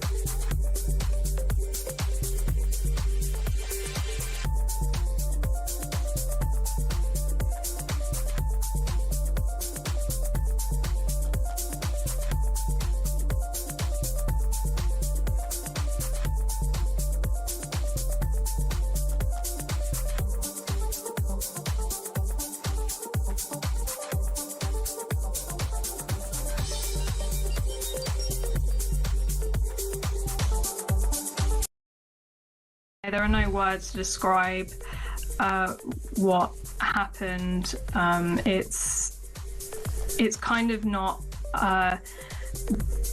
the job of the public to do so. It's for the families to articulate what matters to them, particularly in the aftermath. And all of them have established charities in the name of their children, and each have found their own way to either live with or overcome their difficulties.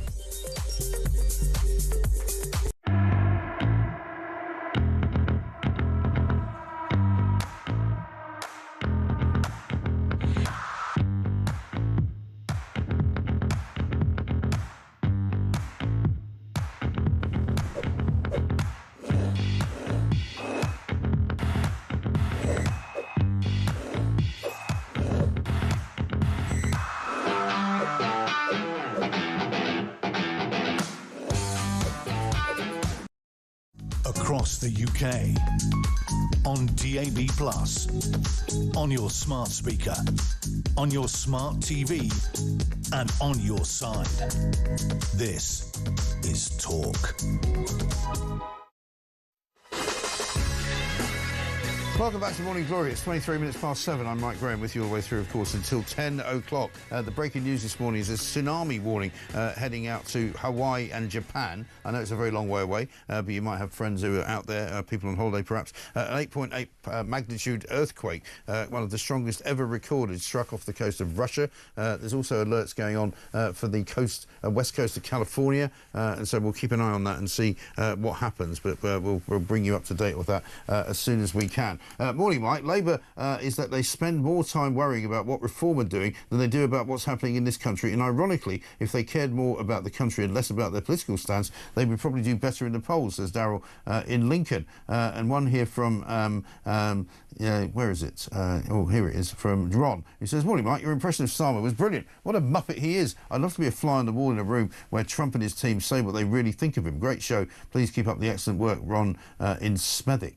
And Joanna from Salisbury says, how does Starmer get people to talk about something else, anything but how stupid he looked with Trump? Throw a dead cat on the table, and that's exactly what he's done with Palestine. And he's got Hermer all over it, or Harmer, as we like to call him. Well, this is the thing. Front pages this morning covered in stories that Keir Starmer wants to basically reward Hamas by giving statehood, nation status to Palestine. Front page of the Times, Israel blasts Starmer over recognition of Palestine, because when Palestine is recognised by Keir Starmer, as he says he wants to do it, sometime in the future, there's no mention of the hostages, there's no mention of October the 7th, there's no mention of Hamas being a terrorist organisation. Let's talk to Dan Pfefferman, former national security analyst and intelligence officer specialising in Middle Eastern affairs. He's in Tel Aviv this morning. Dan, a very good morning to you.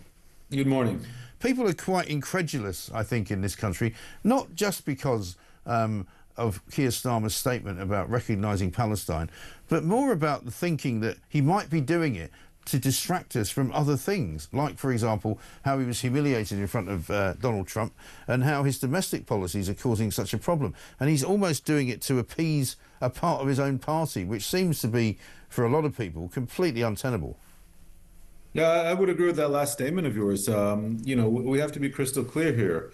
Hamas is absolutely a terrorist organization. I believe he did mention that, at least in one of his statements, that Hamas can have no part in this future Palestinian state that the UK plans to recognize. But there's a number of problems with this statement here. First of all, which Palestinian state is that going to be exactly? Is it the one that wages open war in Israel, or the one that 30 years on continues to refuse to recognize Israel and has deep anti-Semitic, anti-Israel incitement in its education system, in its media, in its streets? It names schools after convicted terrorists. Or is it the one that pays salaries to the families or to convicts in Israeli prison who are convicted of mass murder of Israeli citizens?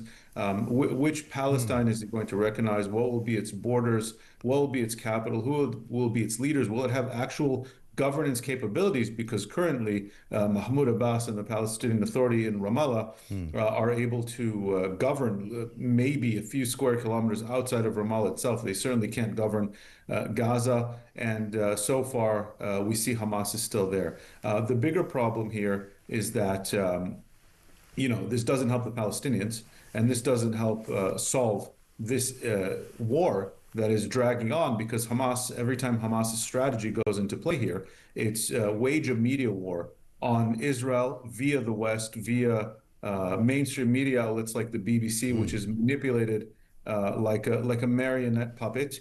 And then you see statements like those of the governments of Macron in France or Starmer for you in the UK, and Hamas is able to bunker down on its already ludicrous demands. If Hamas were to surrender and disarm, this war would have been over the day after they started it. Right. And, I mean, I have to ask the question, and I've asked it many times of other people, so I'm going to ask it of you, Dan. What support does Hamas have inside of Palestine, and particularly inside of Gaza? Because, we're told all the time that, they rule by fear, they rule by, the diktats that come down from on high, and they frighten the people into just going along with it. But it seems to me that, certainly from watching what happened on October the 7th, there were crowds of people lining the streets congratulating Hamas for killing, dozens of Israelis. Yeah, that's exactly right. So first we have to differentiate between Gaza and between the West Bank, and between those living abroad, and unfortunately between those marching in the streets of London and Paris and New York, who actually seem to support Hamas the most. Those in Gaza, while initially they did support October 7th, they did support these attacks, and actually thousands of civilians stormed across the border with Hamas and with Islamic Jihad and committed a lot of the atrocities that we read about today. Many, if not most, well over 70, if not 80% of those in Gaza do not support Hamas anymore. They actually blame Hamas, first and foremost, for their misery, for their troubles, and for continuously looting and stealing the aid and then shooting those Gazans who dare to try to step out of line. Unfortunately, or fortunately, depending how you look at it, those in the West Bank are not suffering the day-to-day abuses by Hamas. They're not suffering the repercussions of Israel's military action, very difficult military action that Israel had to take in Gaza. And so in the West Bank, Hamas is still extremely popular. And the narrative through the propaganda news that they're seeing on a daily basis is one that still lionizes Hamas as freedom fighters conducting this heroic resistance operation, and not as these corrupt terrorist thugs that they really are. Yeah, and that is really going to be a problem that is going to continue going forward. And a lot of people also ask the question that, you know, in the Middle East, we've got plenty of countries surrounding Palestine. You've got Egypt, you've got Jordan, you've obviously got the UAE and Saudi Arabia, Iran, all sorts of other countries as well. You know, they don't seem to want to recognise Palestine as a state. So why on earth would France and Britain do it? It's really for political theater. It seems to be for their own domestic purpose, and it's a shame. It's a shame for the Palestinians. It's a shame for the Israelis, because all this does is perpetuate the conflict by giving Hamas a sense that its strategy of media manipulation and just holding out longer is working. You saw very clear statements, actually, I was shocked as much as anyone, the Qataris, the Egyptians, certainly the Saudis, and the Emiratis and the Bahrainis have been saying this for a long time. Hamas needs to step down. Hamas has no place in a future Palestine. The problem that we have and that really needs to be addressed is, how do you wind this war by showing unity among the civilized nations of the world, and I include those in the West and those moderate civilized nations in the Middle East.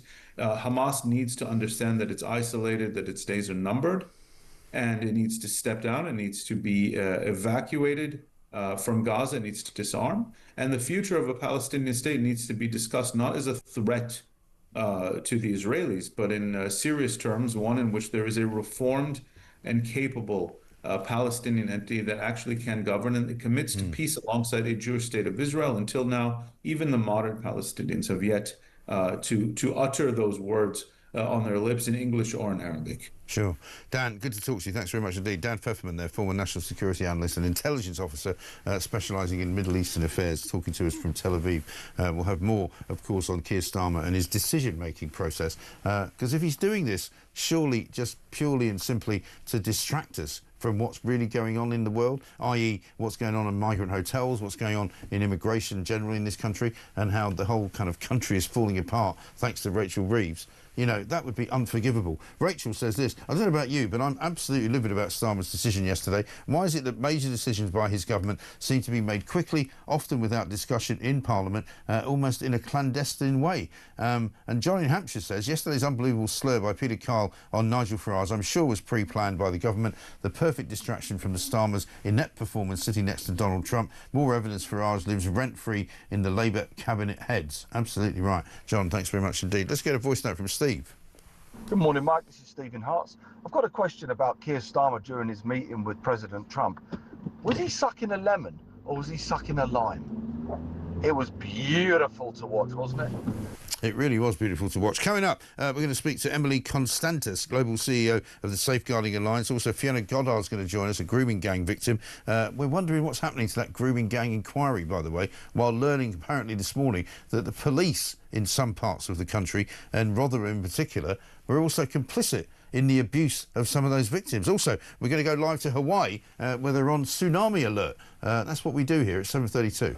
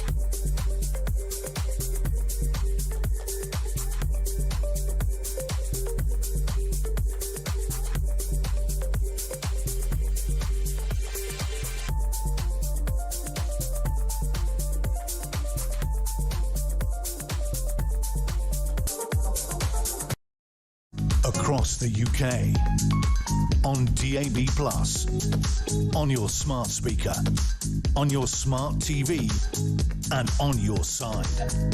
This is Talk.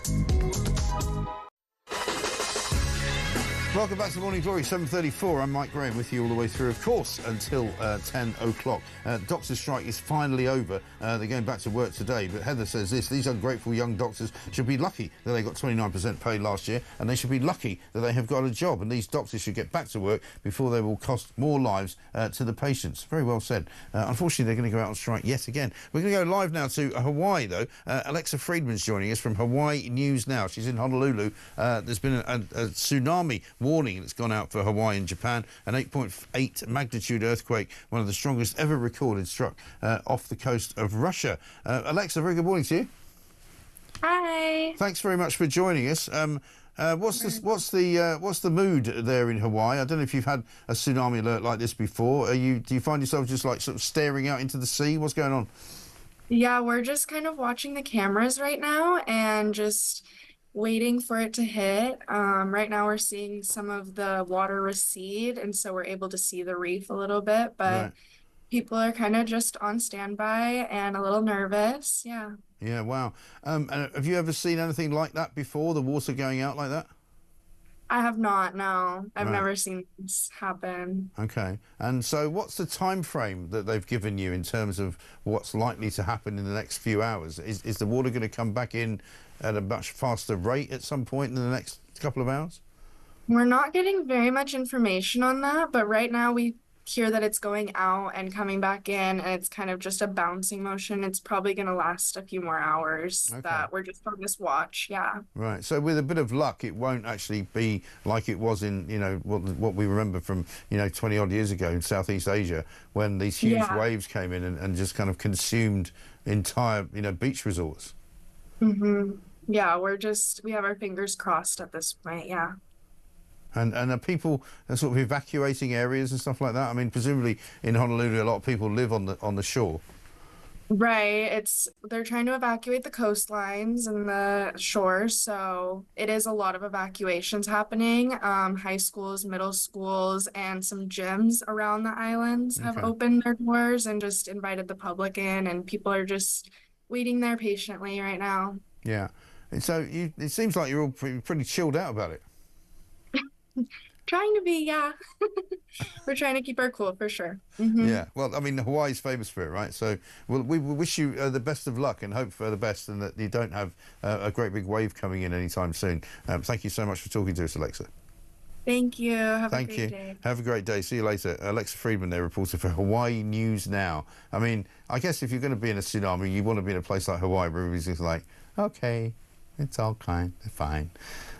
We'll see. And we'll bring you the latest on that as it happens. 7:37 right now. Let's talk to Emily Constantis, Global CEO of the Safeguarding Alliance, because a story came across the desk late yesterday in which it said basically, in addition to how awful the grooming gangs scenario was in Rotherham, the victims of those grooming gangs were actually sexually assaulted not just by the grooming gangs themselves, but by the police as well. I mean, it's quite an incredible story, this. Let's find out what it's about. Emily, very good morning to you. Hello, Emily. I think we've got a slight problem. We're going to speak to Fiona Goddard as well, as a grooming gang victim from Bradford, but we're trying to get Emily Constantis, I think, first. Emily, hi, are you there? I am. Can you hear me okay, I Mike? can, yes. Sorry about that. It was a slight mix-up. This is a terrible story. 5 women who were exploited by grooming gangs in Rotherham as children say they were also abused by police officers in the town at the time. Extraordinary.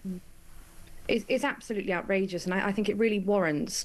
We can't have a self-investigation by any institution because it just undermines public trust, especially when we are actually dealing with systemic failures.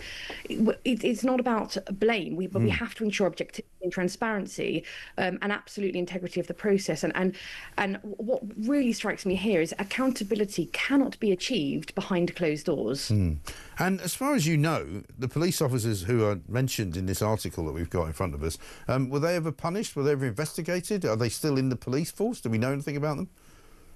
I'm not really sure what's come out thus far with regards to that, but I think for me the crux of this is there has to be an independent investigation. You cannot have a police force investigating their own investigation with previous failings, and I think we need to build an external body to really look into this. And if we hear the term lessons learned one more time, I think we're all just going to shout. But what we really have to have is an external regulatory body come in and undertake a full investigation as to what's being put forward as these allegations. Yeah, absolutely right. I mean, I'm reading a story here which says that one victim in Rotherham says that she was raped from the age of 12 by a serving South Yorkshire police officer in a marked police car. He would threaten to hand her back to the gang if she didn't comply.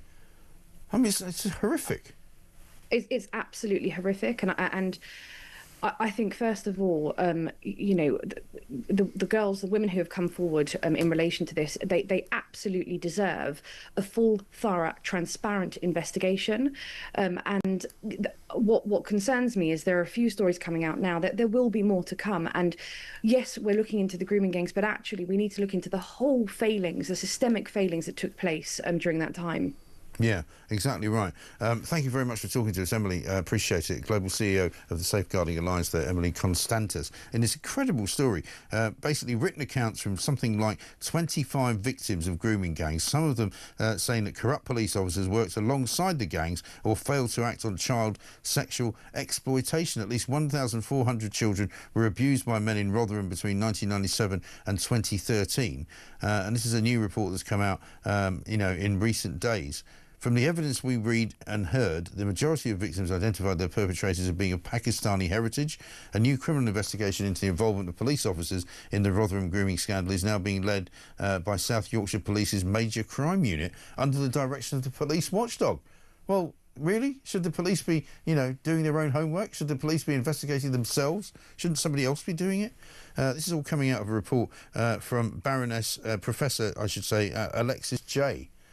Unbelievable stuff. Let's talk to Fiona Goddard. She was a grooming gang victim, not in Rotherham, but in Bradford. Fiona, very good morning to you. Thanks very much for joining us. Hi. Thank you. I'm sorry to ask you this question, but I mean, did you have anything like this kind of experience in Bradford, where the police were complicit in a way with some of these gangs? So I was never sexually assaulted by a police officer, but there was an independent investigation into one of them in 2018 because during the time I was abused, he turned up to pick me up because I was a missing person. And instead he'd taken me back to the property and offered to come and pick me up later on that night to take me out to local takeaways and stuff like that. Right. So they did investigate, but all they did was give him a retraining course because apparently he had had a clean record since then. I think, I don't think it's a big jump though to these claims from what we already know. We know that the police officers' family members were involved in the grooming gangs. We know that they have strong connections. I remember pulling up to like these parking places and there were serving police officers off duty parked in the cars while we were parked up in other cars. Right. So they were around a lot. So I think within these circles of the girls and the victims, we've always known that it involved police officers to some extent. So they obviously knew what was going on, even if they weren't participating in it, if you like.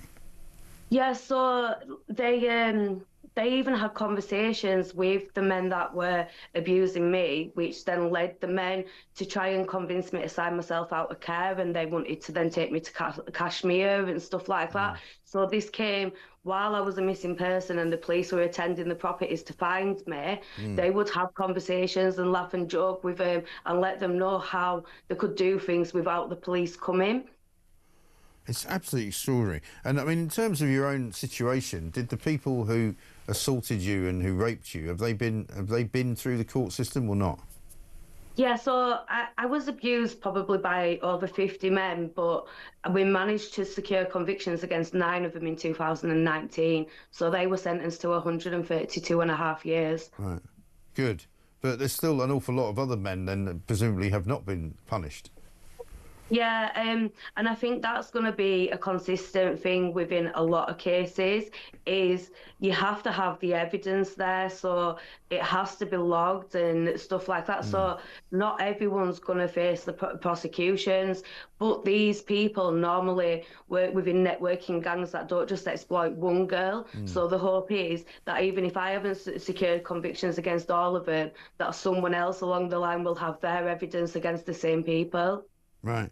And as far as the government is concerned, you know, they announced they were going to do a national inquiry into these rape gangs. Have you heard anything from anybody in government since that happened?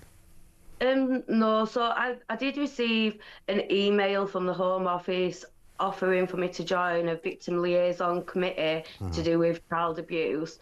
I actually think with everything that's going on at the moment, I don't think that's the step that I want to take. I want to actually make changes, and I think the limitations the government's putting on everyone at the moment to work that closely with them would actually hinder what I could do rather than help. Right.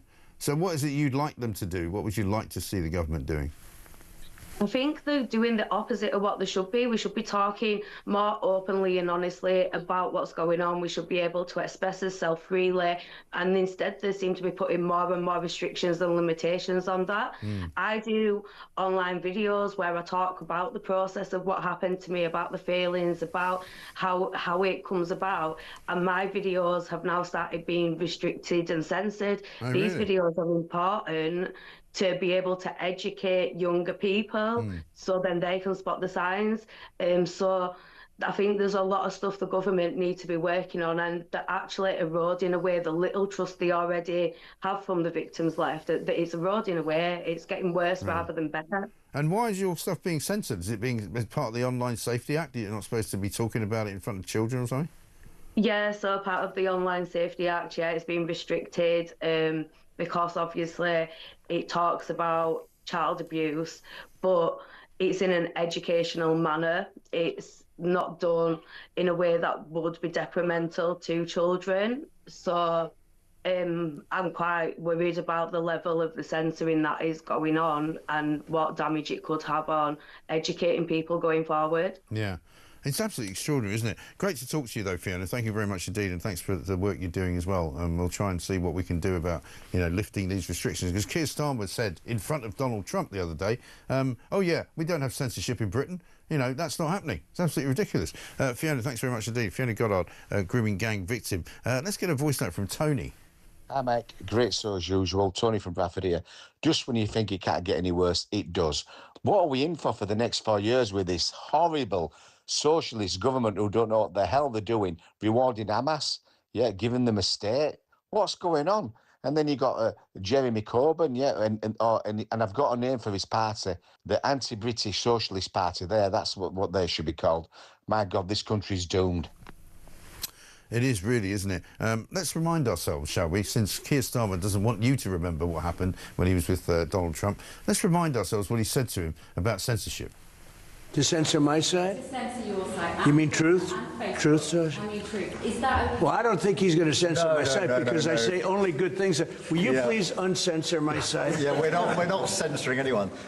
We've got some measures which are there to protect children. I cannot imagine him censoring Truth Social. That's more of a very political, and you know, it's been a very big success. Not going to happen. And I only say good things about him and his country, so they to me, you're making a mistake. I'm going to give my ambassador the job, make sure it's not censored. I had not heard that. So there he is, the liar in chief. He just said we're not censoring anything in Britain, and you just heard it from the words, from the lips of a grooming gang victim, Fiona Goddard. Her videos are being censored by this government, where she's trying to educate young teenage girls about the terrors and the awful things that happened to her as a victim of grooming gangs, and that's being censored by this government. Keir Starmer just said right there, we're not censoring anything. I mean, this man is an inveterate liar, he's a compulsive liar, and he's a disgrace. It's that simple. There's another one for Downing Street. Clip it and send it to them, 7:48.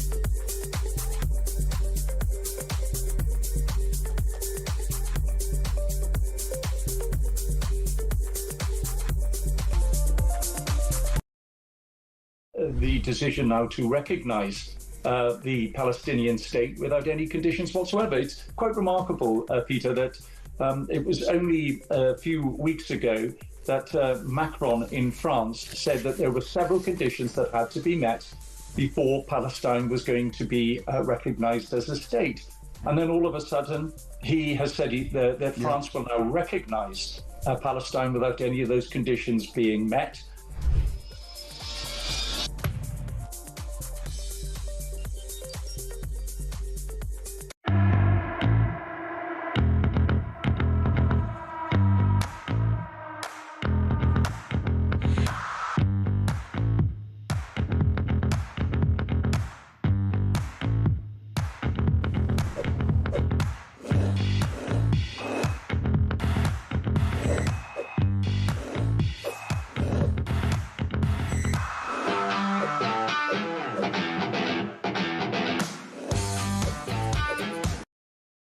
Across the UK, on DAB+, on your smart speaker, on your smart TV, and on your side. This is Talk. Welcome back to Morning Glory. I'm Mike Graham. It's coming up to 7:51, and of course we are here all the way through until 10 o'clock. Sarah in Peterborough says, great show as always. Honestly, I don't pretend to understand everything going on in Gaza, but isn't Starmer now negotiating with a terror group? We in the UK do not approve this. We need him out now. And Tony says, President Trump had barely climbed the steps of Air Force One before Starmer is on TV saying he will recognise Palestine. He never mentioned this to President Trump at all. Well, he did bang on about Gaza for a little bit, and of course that was what the BBC decided to cover in his humiliation with Donald Trump. Bill in Essex says, just saying Tuti Akir won't post about his meeting with Trump on X after reading the responses to his Palestine rubbish. He announced he knows the public will destroy him in the comments there. Great show, by the way. Well, everybody knows, Bill, that Keir Starmer loves a social media post, but what he won't do is post anything that looks bad on him, and I'm afraid almost everything that Donald Trump said to him makes him look bad. He talks about crime, he talks about immigration, he talks about taxes, he talks about net zero and wind power being a disaster. Keir Starmer hasn't got anywhere to go on any of those issues because a new report has come out and it says that knife crime in London has surged by 58% in just 3 years as police have basically surrendered the streets to thugs and thieves. And that, for anybody who knows London, is absolutely and utterly true. David Spencer's here, Head of Crime and Justice at Policy Exchange. David, very good morning to you. Morning, Mike. Good to see you. I mean, we hear all the time about, you know, the standard of living in this country, how people are emigrating because of so many things that seem to be acting against them. And one of those drivers, very much so, is crime. Because whether you believe the statistics or not, people perceive their lives to be in more danger. They perceive that robbery is a bigger risk than it ever was. And they perceive that, you know, the streets of London and certainly other cities in the country as well are no longer safe. Yeah, and, you know, you talk about people emigrating and leaving the UK. I rather fear that many members of the public feel like they're being taken for a bunch of wombats on this sort of stuff because their perception is actually backed up by much of the data, and we see that in the report that we published this morning.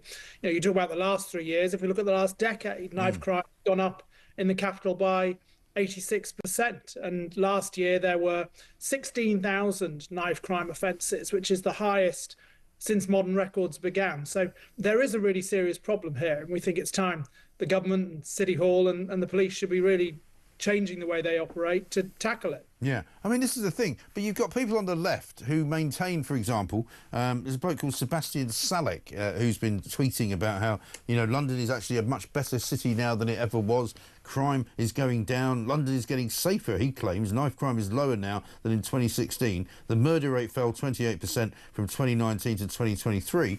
Well, 2023 was a long time ago. That was 2 years ago. And I assume that has changed now. London is a diversity success story, he says, a booming economic powerhouse. We mustn't let the right get away with their fear-mongering. Well, I'm sorry, it's not fear-mongering, is it? It's actually happening. It's what people see before their very eyes. Well, certainly when it comes down to knife crime, and within that robberies and thefts, that what we see is very clearly that those offences have gone up in recent years, and I didn't see the thread, the tweets that you're talking about, but certainly from what you're describing, it sounds like it's just not accurate. No. Because we know that knife crime has gone up, and over 60% of knife crime are robberies. And generally it's a mobile phone, or in a substantial number of cases, it's a mobile phone that's being stolen. Yeah. And the other interesting thing that we find as well is actually that these sorts of offences are very highly what we call geographically concentrated. So actually most of London is pretty safe. There's a lot of parts of London where there is very little or no knife crime. But where these crimes do happen, and we highlight a particular place around Oxford Circus in London's West End, there is a lot of knife crime and a lot of robberies. Yeah.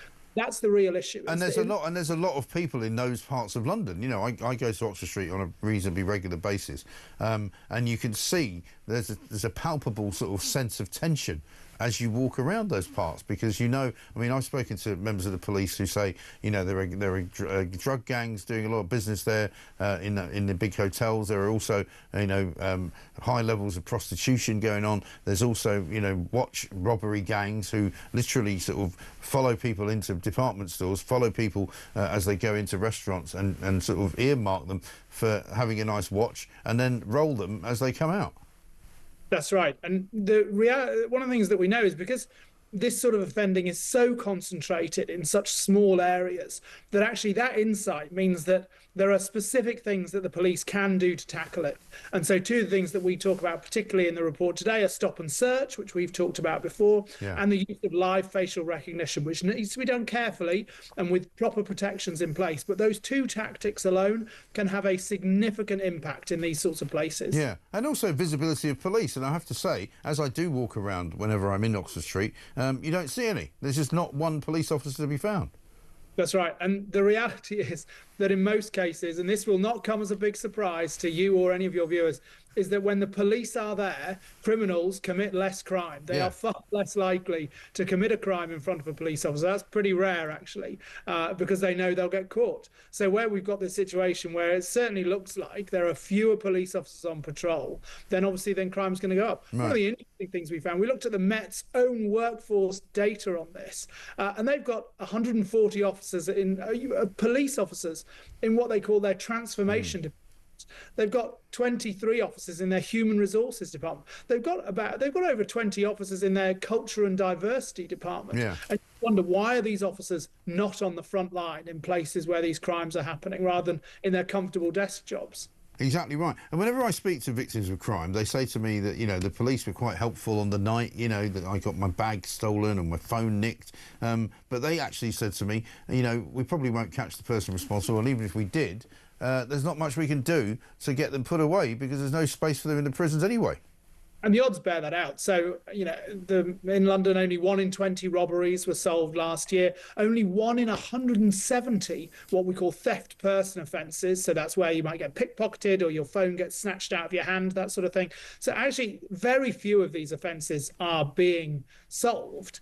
And then when someone does get caught and goes to court, what we see time and again is people not going to prison. So the most prolific offenders, so people that have got 40, 50 criminal convictions already, actually are more likely to walk away without a prison sentence than they are go to prison, and actually becoming less likely. So as we look at, for example, robbers over the last decade, about a decade ago, you would expect in 66% or so of cases for a robber to go to prison. Now it's down to 55%. So the odds of these people going to prison are reducing all the time. Yeah, it is absolutely horrendous. Thank you very much indeed. David Spencer, Head of Crime and Justice at Policy Exchange, and you report out saying that, what we all know, the streets of Britain are very much more dangerous than they used to be.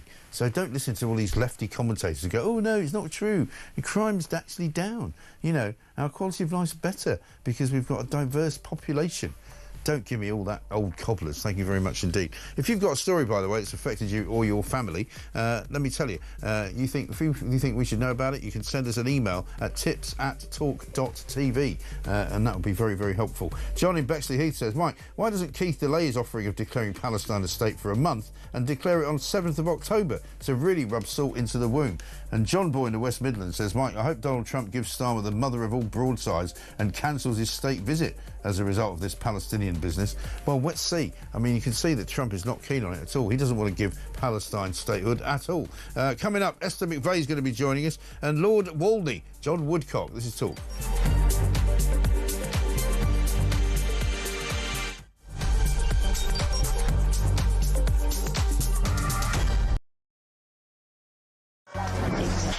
Five, 4, 3, 2, 1.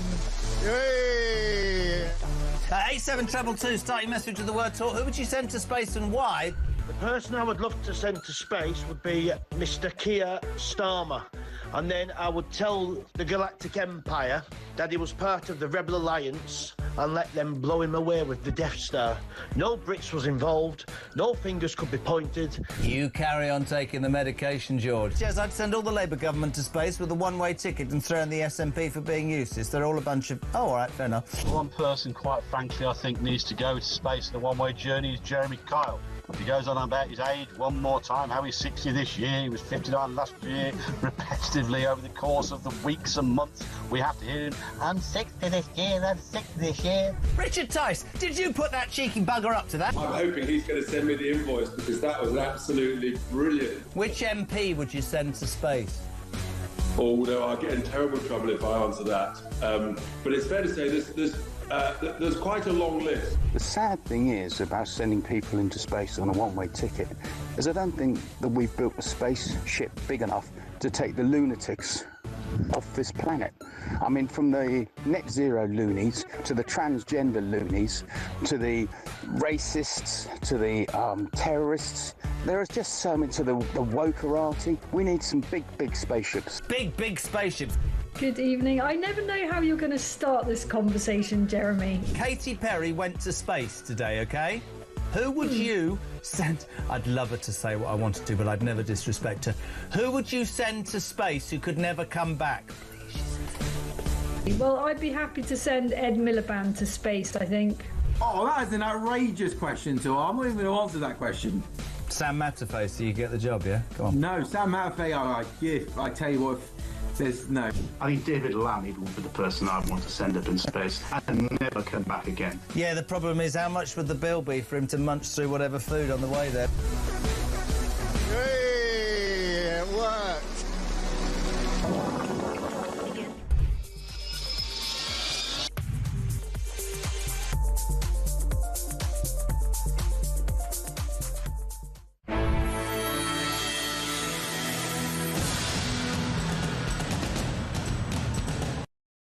Across the UK, on DAB+, on your smart speaker, on your smart TV, and on your side. This is Talk.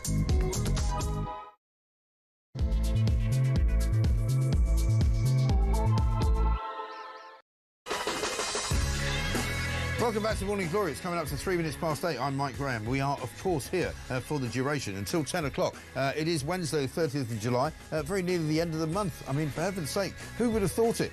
For those of you who are paying tax in this country, of course, you will be handing out large amounts of money to the government so that they can just hand it out to people that don't really deserve it, like illegal migrants. You know, after all, who wouldn't want to give their well-earned, hard-earned tax money up to somebody who lives in a hotel for free, who gets 3 square meals a day, who has the ability to play on a PlayStation, which is provided to them for free, who maybe even has a laptop that they've been given for free as well, because after all, you know, they're struggling, aren't they? They're coming here from a faraway land. They're fleeing war. They're fleeing famine. They're fleeing torture. And so what better than to come to West Sussex and live in the Copthorne Hotel, as we described it yesterday, where you can get a 4-poster bed for your trouble. You can get 3 square meals, 4 if you want to order something to your room, where you can go outside and buy some cigarettes and come back into the room and smoke them, where you can go and buy yourself a marijuana grinder so that you can roll your joints properly without those terrible buds getting sticky when you roll them. Not that I know anything about that, it's just what I've been told,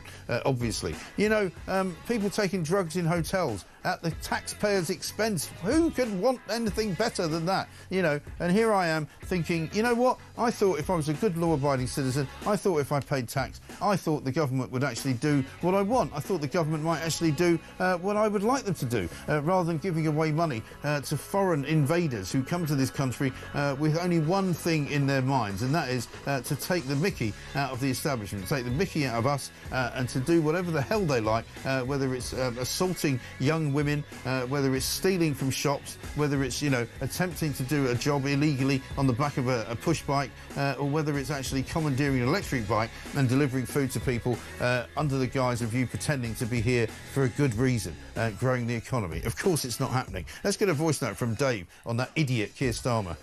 Morning, Mike. Dave from Malden. Keir Starmer's speech yesterday, and also Lammy, his speech at the United Nations about recognising Palestine as a state. If you take yourself back to when Starmer got in, his first speech, I think, he said, I will put country before party. He's doing everything but that. This is all political, all political. He's a liar, they're all liars, every single one of them. Yeah, and yesterday Kemi Badenoch came into this very studio and I asked her if Keir Starmer was a liar. We actually had a video of how many times he had told lies at the dispatch box. So it sounds like you do believe that he's a liar, though. Yeah, he is. Yeah, Keir Starmer's a liar. Downing Street don't like to hear that. Well, tough. Unfortunately, the truth hurts sometimes. Esther McVeigh's here. We're going to talk to her next.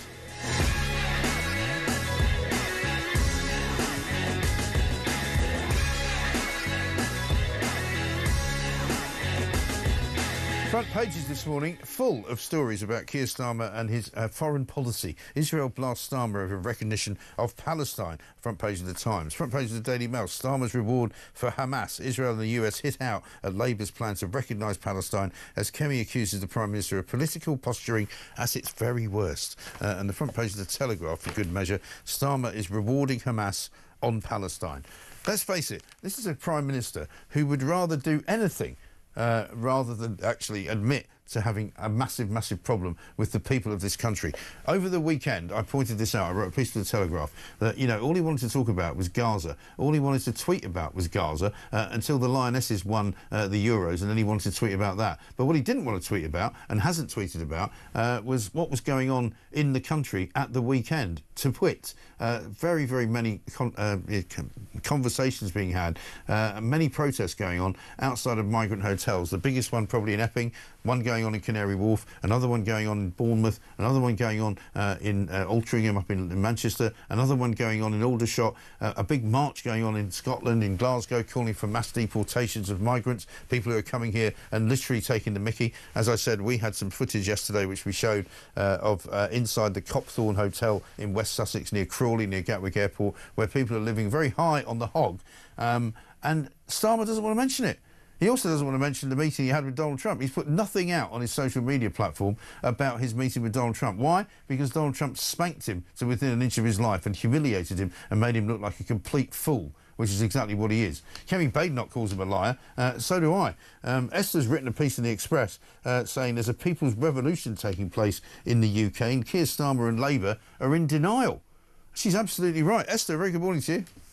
Oh, good morning, Mike. Always good to be with you. I'm sorry that was a bit of a long and drawn-out introduction to you, but you're absolutely right in the piece that you wrote in the Express this week to say that it's almost as though there's two countries that we're currently living in, right? The one that Keir Starmer thinks he's in charge of and the one that's actually really there. You know, he wants to pretend that he's this international statesman talking about recognising Palestine, which everybody and his wife thinks is a bad idea, and he won't address the real problem in this country, which is migration and people in hotels ripping the mickey out of all of us.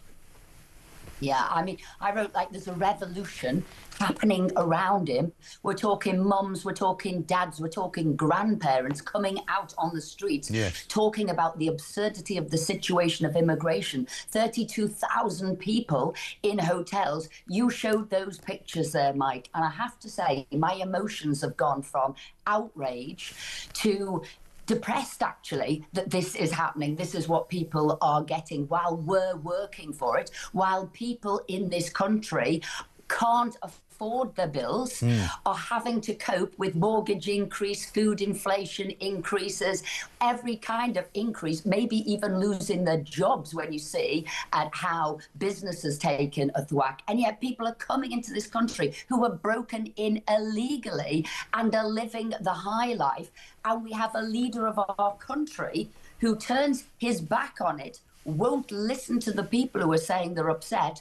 Worse still, instead of taking action, getting rid of these people, deporting them, stopping people coming into this country, he's decided to set up a new elite police force to snoop on the law-abiding citizens of this country, to stop them complaining. The man needs to go.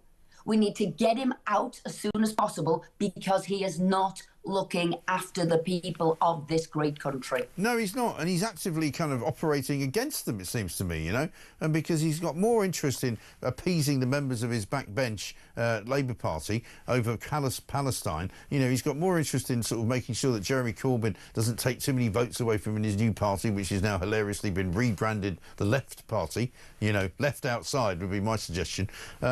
You know, and I mean, if he actually wants to be a statesman in the world, you have to be a statesman who does things out of principle, not because it's politically expedient, because it might appease some of your, you know, supporters. Yeah, I mean, we thought this from day one, didn't we? Well, what does he believe in? What are his principles? And people like myself had said, well, look, he's a lawyer. You must remember that. He talks to whatever brief he was handed that day. So there isn't a deep thinking here. So he's got the headlines like smash the gangs. He's got other headlines, you know, whatever he's got now, whether he's talking about a two-state solution. But when you say, and how does that work? What are you going to do? How are you going to fulfill those commitments? You see, it doesn't go any deeper than that headline. And what I've said this week, because he did call back his cabinet, you know, a third of them are sort of pressuring him to do this, acknowledge a Palestine state. Most of his MPs are. And like you said, it's all political, as in internal party politicals, because they're all frightened they're going to lose the seat. I'd said he actually needs to recall Parliament this week to declare a state of emergency on immigration, on where we're putting these people up, and decide a policy. And that one that he needs to dust down, get back on the table and use is Rwanda straight away. Basically, Trump used that Rwanda-style scheme, and he's used it in Guatemala, El Salvador, and he stopped immigration pretty much coming in from the Mexican border. We need to do the same thing, not them posing and pouncing about in the cabinet talking about what they're doing in Palestine. They need to get Parliament back to start saying, and this is how we're dealing with immigration. Yeah, because that is the thing that staggers me, right? In addition to the complete and utter nonsense of him not replaying anything from Donald Trump's visit as though literally it didn't happen, you know, because it was so embarrassing to him that he's obviously instructed all of his little boys in the social media team, for heaven's sake, don't put anything out about what Donald Trump said to me because, you know, it looks really, really bad. You know, he's had, you know, the Czech Republic's Prime Minister in town. He put loads of stuff out about him. He's had Macron in town, you know, wall-to-wall coverage on social media. You know, even Narendra Modi, the Indian Prime Minister, back end of last week, got the same treatment. Ursula von der Leyen got it, you know, the Chancellor of Germany. He suddenly meets the leader of the free world, and he wants everyone to forget that it happened. Yeah, because in his world, what is important is, at the moment, you know, Palestine and what he's doing there. And I'm afraid when Trump was there, and he did it very well, didn't he? It was as if it was two separate conversations going on. He said, well, what you need to do is look after your farmers and basically get rid of the farming tax. He said, what you need to do to bring prices down is sort out your energy. You know, this green fantasy that you and Ed Miliband on is pushing your people into policy. You need to get rid of that. And by the way, taxes, you need to reduce taxes, because what you need to do is liberate businesses and not impoverish your people. And he said those key things, if you want to remain leader, this is what you need to do. And I think it was cleverly said, but he got a real thwacking on what he was doing about farmers, something else that Keir Starmer lied about, farmers would be safe, we would look after farmers, and what has he done? He's absolutely crucified them, and again, in denial of that. I look at the pictures here, and he is just like a man, he's like a robot, he's sort of there in person, but you can tell there's nothing going on between his ears. No, there really isn't. And we had Kemi Badenoch in here yesterday. I'm just going to play you a short clip. We played it just at the top of the show there, and I think this is a pretty serious allegation from her. I believe that she's right, by the way. I asked her about Keir Starmer and his lies. We actually had a video of how many times he had told lies at the dispatch box. Sometimes I can tell it's because he doesn't even know. When I ask him questions, he doesn't answer a lot of times because he doesn't know the answer. You know, say what? We actually had a video of how many times he had told lies at the dispatch box. So it sounds like you do believe that he's a liar, though. Yeah, he is. I mean, you know, that is the leader of the opposition, a very esteemed politician, a woman who is taken very seriously in the world, saying that the Prime Minister of Great Britain and Northern Ireland, the United Kingdom of that, is a liar. That's quite an extraordinary allegation, isn't it?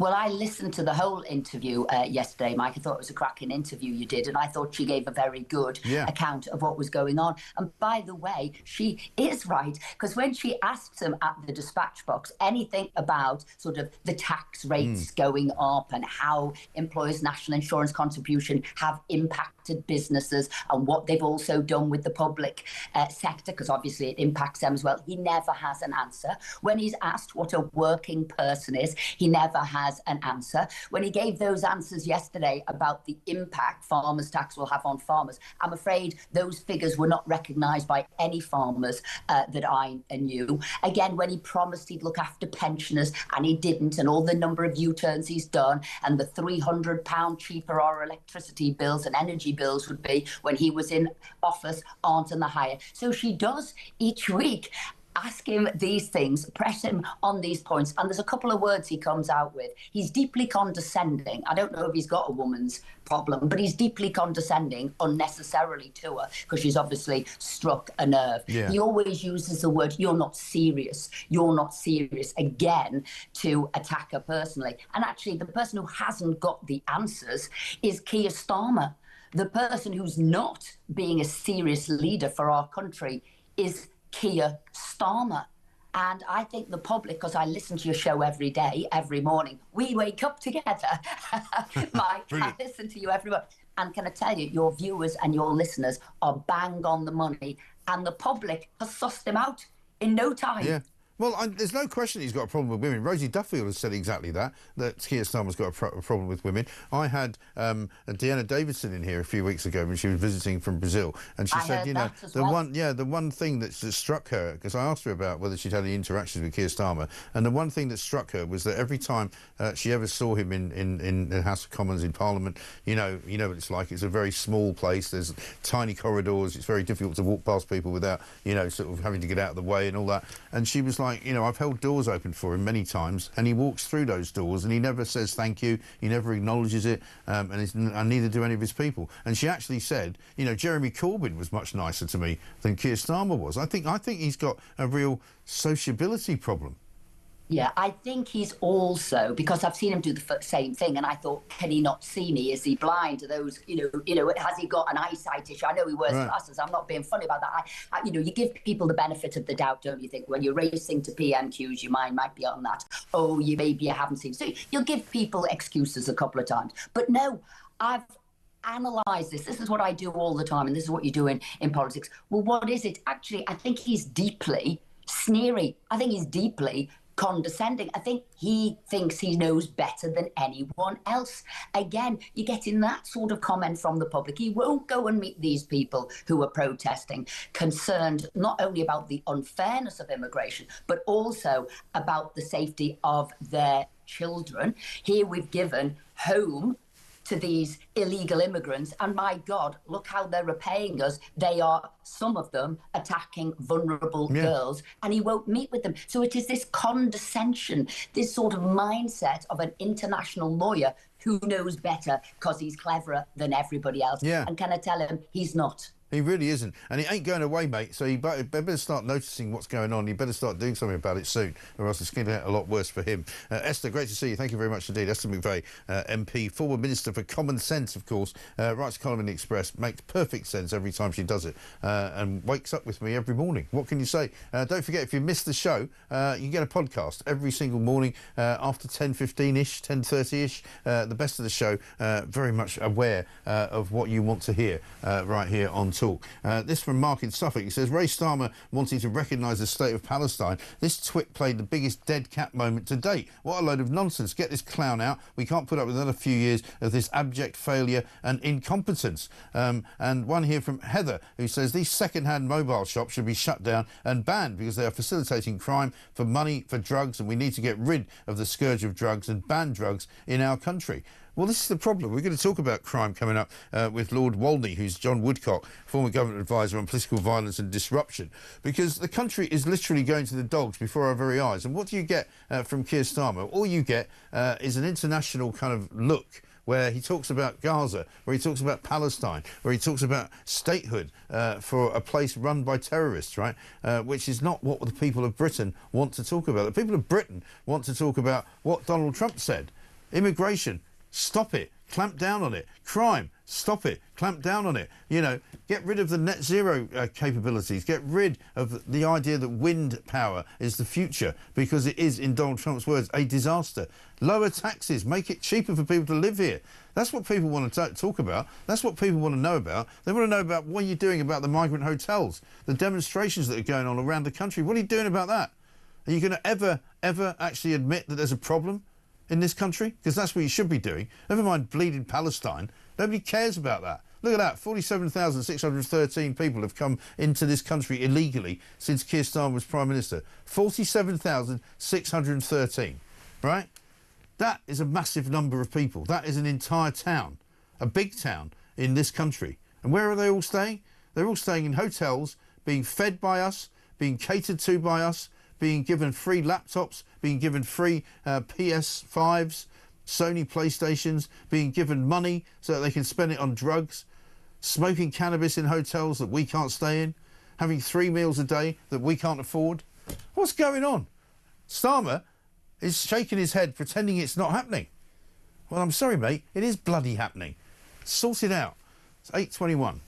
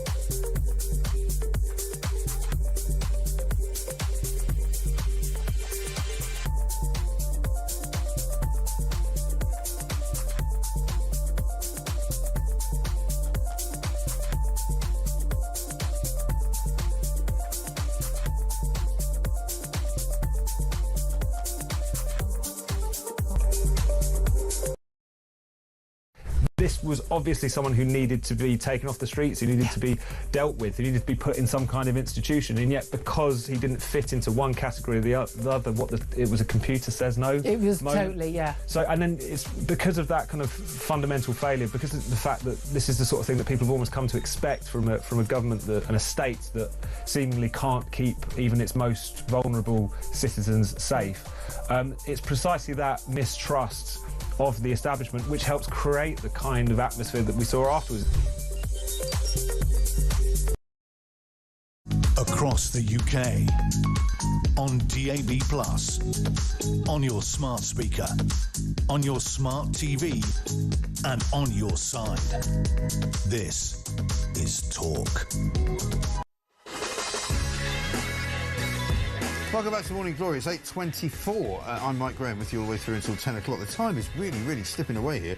We've got this from Stephen in Belfast. For those that thought the Labour government had cured their anti-Semitism issue by recognising Palestine, just proved it's stronger than ever. So sad. And let's get a voice note from Brian. Morning, Mike. Brian from the South End. Just on Donald Trump and Starmer, his interview yesterday going back, as people are still talking about it, I think Trump knows exactly what he's doing, and he's trying to humiliate Starmer. You know, Trump's a very clever man, and his advisors, who he's got round him the thing, would not have unnoticed Starmer slagging him off, saying, I wouldn't have dinner with him, he's a danger, etc. You know, he's not stupid. And I think he's playing Starmer, you know, making him feel as though he's pally-pally. Because look at Starmer, he thinks he's got everything covered. And the way he touches him, the way he looks and all that. And the humiliation the other day was just the start of it. Anyway, well done, Donald. And keep up the good work, Mike. Bye. Brian, thank you very much indeed. This one from Dan in Kent. I'm really furious that Starmer said the UK will recognise a Palestinian state. The UK government may recognise a Palestinian state, but the majority of people in this country only recognise democratic states, not terrorist states. And that's the thing that troubles me as well. And I'm going to talk to John Woodcock in a moment, who is the author of a great piece on page 10 today of The Sun, which says, a human tragedy, but to recognise Palestine will reward anti-UK terrorists. You know, whatever you may think about the situation in Palestine, and most normal people will know that it's not simply a black and white issue. At the end of the day, it is a terrorist state. It's run, certainly Gaza, is run by Hamas, a terrorist organisation. Somebody pointed out to me today, if Keir Starmer decides he's going to recognise Palestine as an official state, does that mean that Palestine Action, the group which has recently been prescribed as a terrorist organisation, is no longer going to be a terrorist organisation? Let's ask John Woodcock, see what he thinks. John, very good morning to you. Yeah, hi, good morning, Mike. Yeah, good to talk to you. Interesting piece in The Sun. You make out, I think, a very good point that it's all very well for Keir Starmer to sort of threaten to do this with the proviso to Israel that what they should do is make a few concessions and do the right thing. So it's not born out of a sense of kind of moral duty. It's born out of a sense of, sort of political expediency, which surely shouldn't be the reason, should it?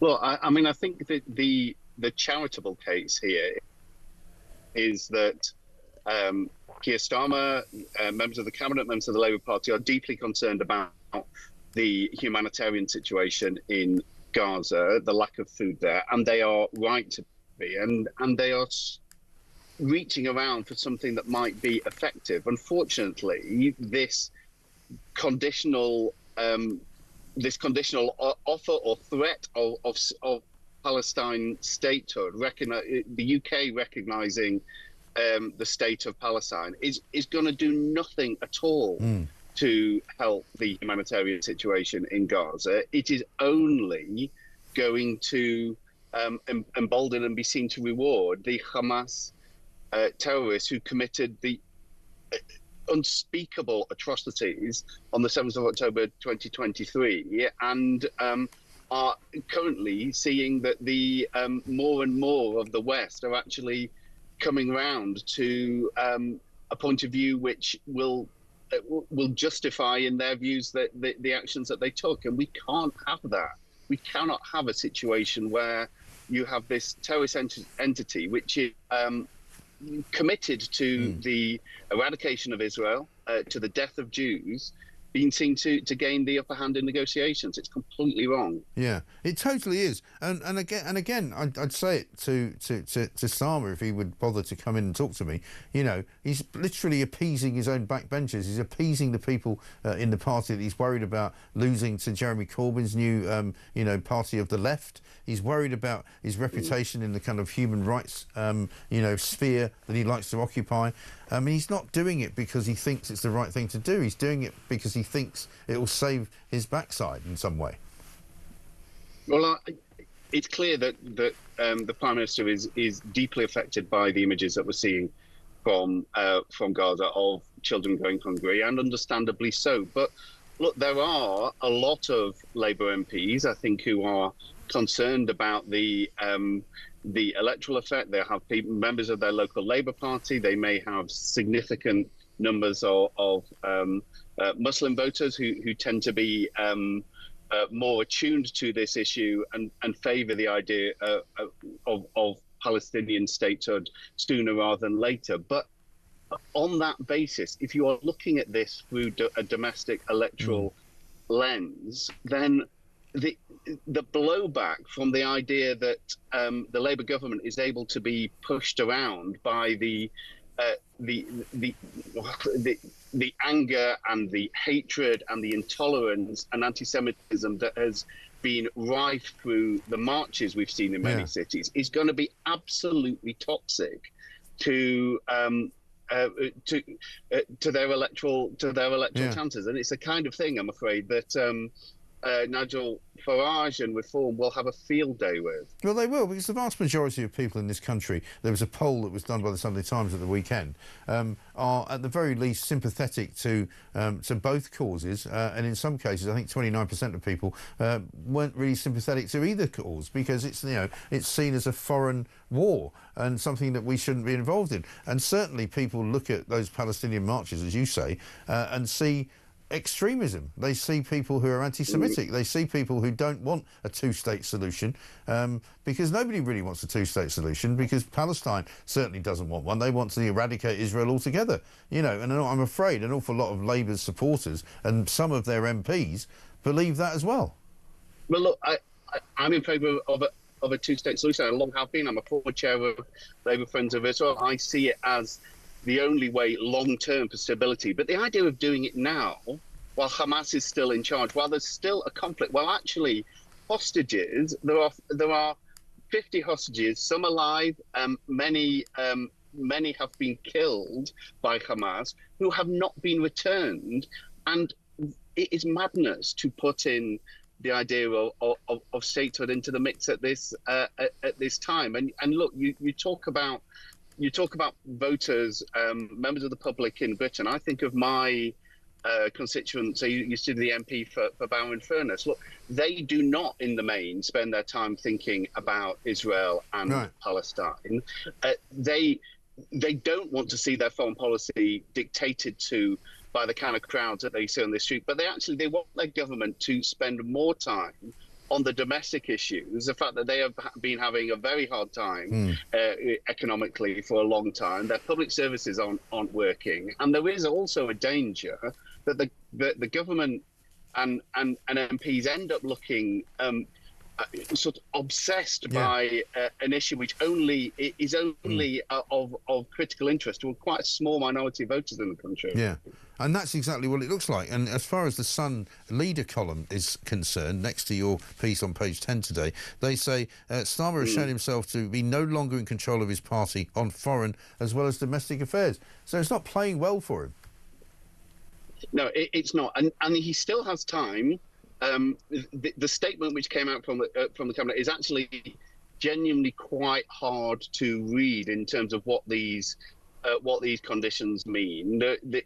Some of us look at this and think he is trying to kind of buy himself some time ahead of these matters coming to a head at the UN in September. So I hope he does listen to the reaction around the country to this, and remember actually that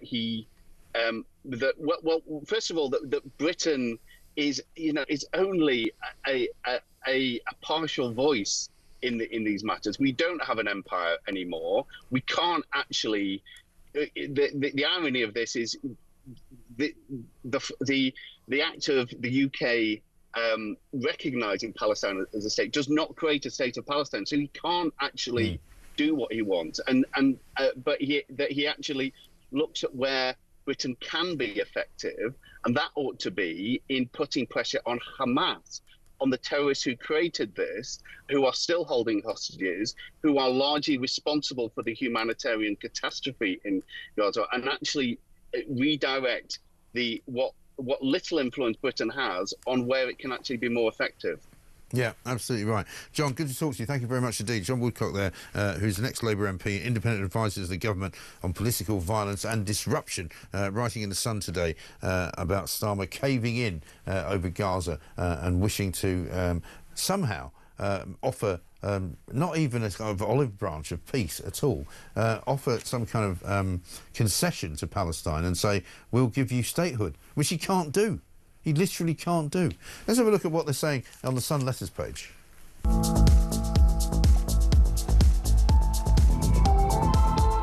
And rather like us for the last 2 days, they've been talking about Donald Trump and his visit to the UK, the one, you know, the one that Keir Starmer would like you to forget about. According to a lead item in the letters page, Clive from Cornwall says Donald Trump's advice to Sir Keir Starmer to cut immigration, taxes and crime to stay in power is bad news for Reform UK, but good news for the country. Another 4 years of Sir Keir's present performance will leave this country in a desperate state. The Prime Minister is not good at making decisions. It took the Supreme Court to tell him what a woman is. If he needs more advice on how to win the next election, perhaps Reform leader Nigel Farage could tell him how.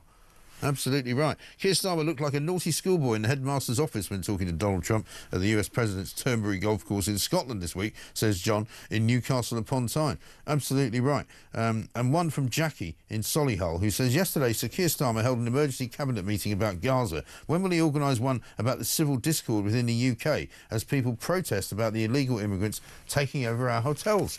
Well, that's what I've been saying. I've been saying it all week. As I say, I wrote a piece to Telegraph, which appeared on Monday morning. This is what people care about. People don't care about Palestine. They don't care about Gaza. Yeah, it's horrible to see pictures of starving children, but, you know, Hamas are to blame for that, as well as Israel is, you know, getting the blame too. Let's get a voice note from Chris. Chris from the Wirral. Great show, but very depressing, as is often the case these days. I saw the information about the migrants staying in the Copthorne Hotel. I just couldn't believe it. When I was in industry, paying a lot of taxes to the country, I stayed in the Copthorne Hotel for a company conference, and it is undoubtedly the best hotel that I'd stayed in during my working career, and I'd been to a few. Unbelievable that they are using that hotel for migrant storage, but nothing surprises me these days.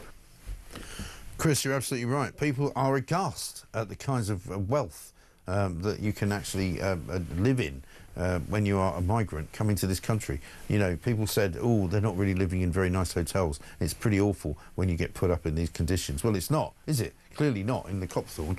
This from Bill in Cheshire. Starmer is in no position to give ultimatums to anyone. He can't manage his own political party. He can't control his own borders. He's a complete joke. What's he going to do when nothing happens before September? He'll change his position as usual. Yeah, well, he's apparently going to talk about recognising Palestine as a state in September. Maybe you could call it Black September. If you had any knowledge of political power and political revolution and the kind of horrible stuff that went on in the 1970s, you know, Black September, they were the people from Palestine who took a load of hostages at the Munich Olympics in 1972 and shot them all dead, right? Athletes who had nothing to do with politics. That's what Palestinians do, and that's what Keir Starmer should remember. Black September indeed. 8:37.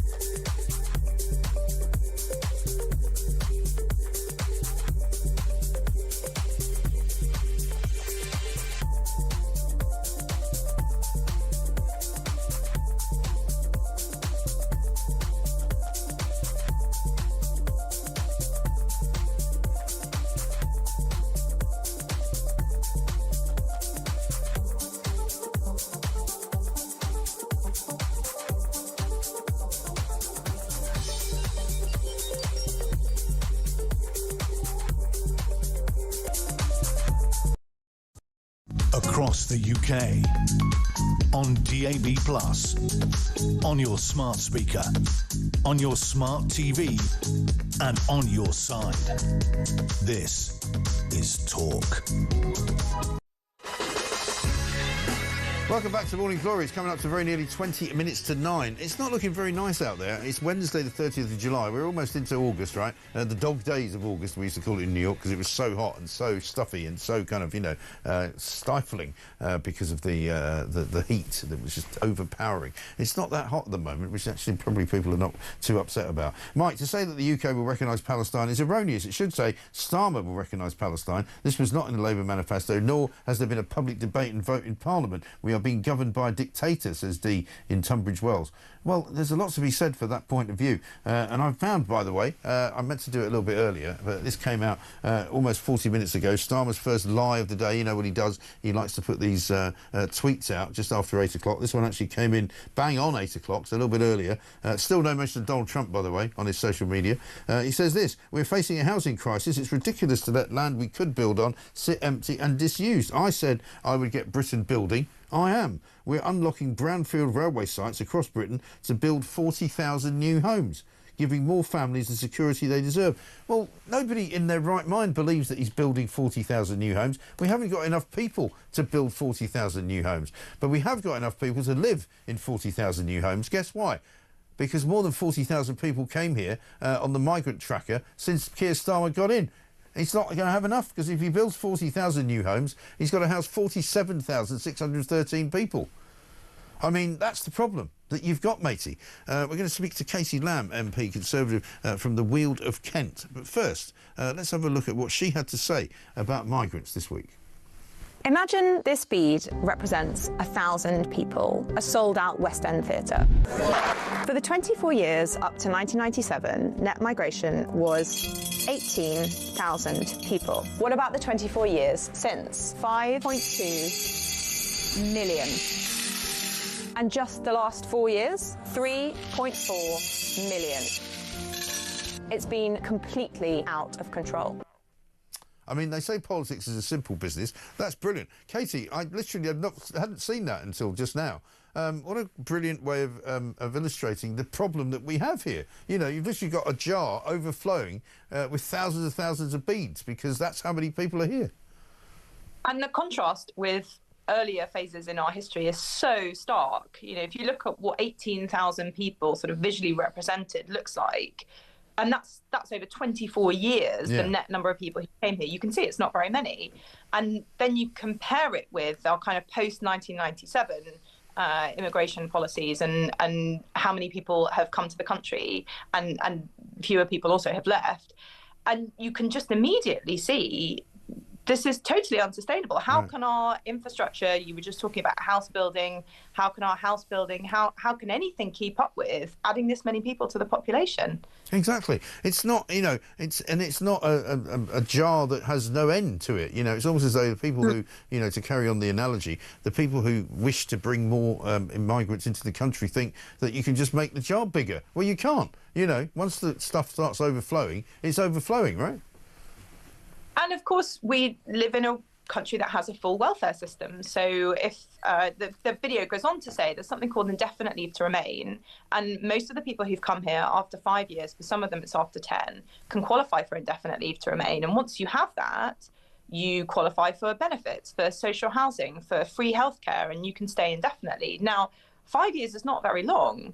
And a lot of the people who come here have not come to work. They often have come a huge proportion of the number of people who've come here have come as dependents of other people. Right.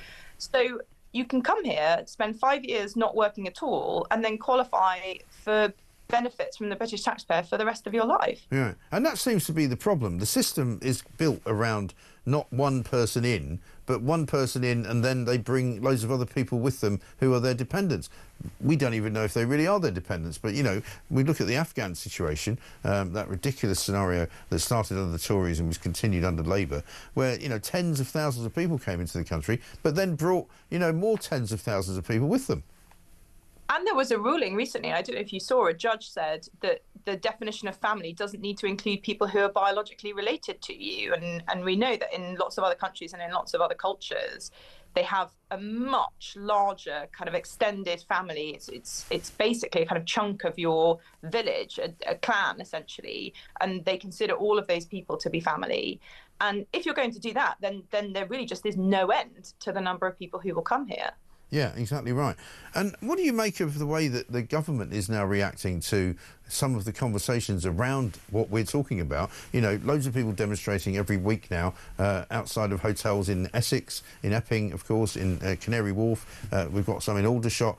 We've got some in Manchester. We've got some in Glasgow. We've got some in Bournemouth. I think somebody just added to me, can we mention Hollyoake as well? But what the government seems to want to do is to clamp down on anybody talking about it.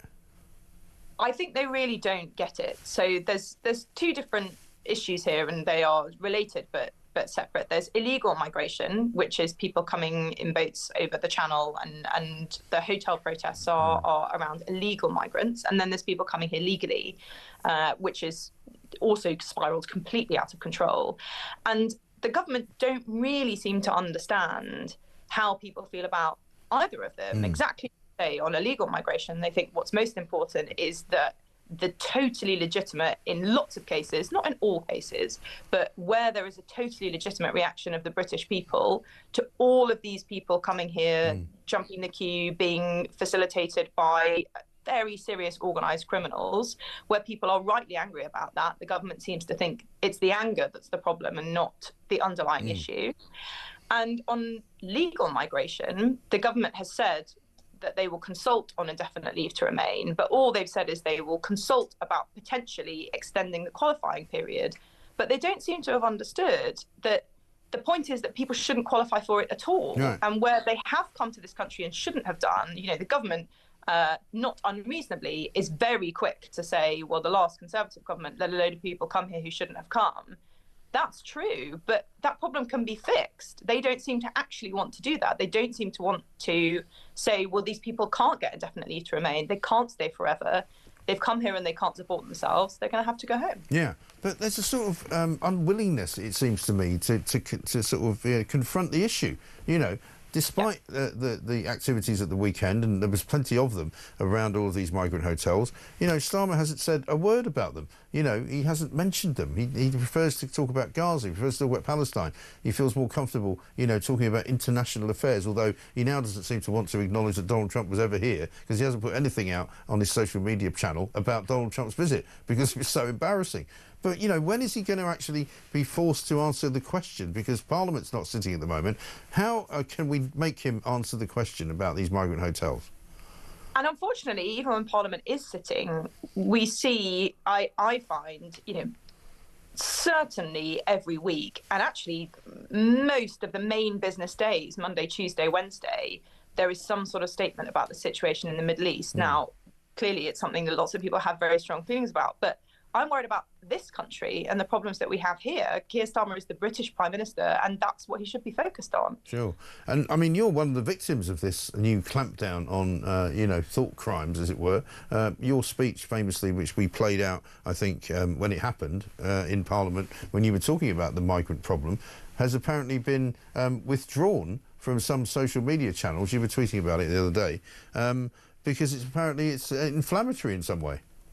So it's the speech that I gave on the grooming and rape gangs. You now have to be verified to view on Twitter, which I think is quite dark if you consider that that is just a member of Parliament speaking on the floor of the House of Commons about the biggest cover-up, I think, in modern British history.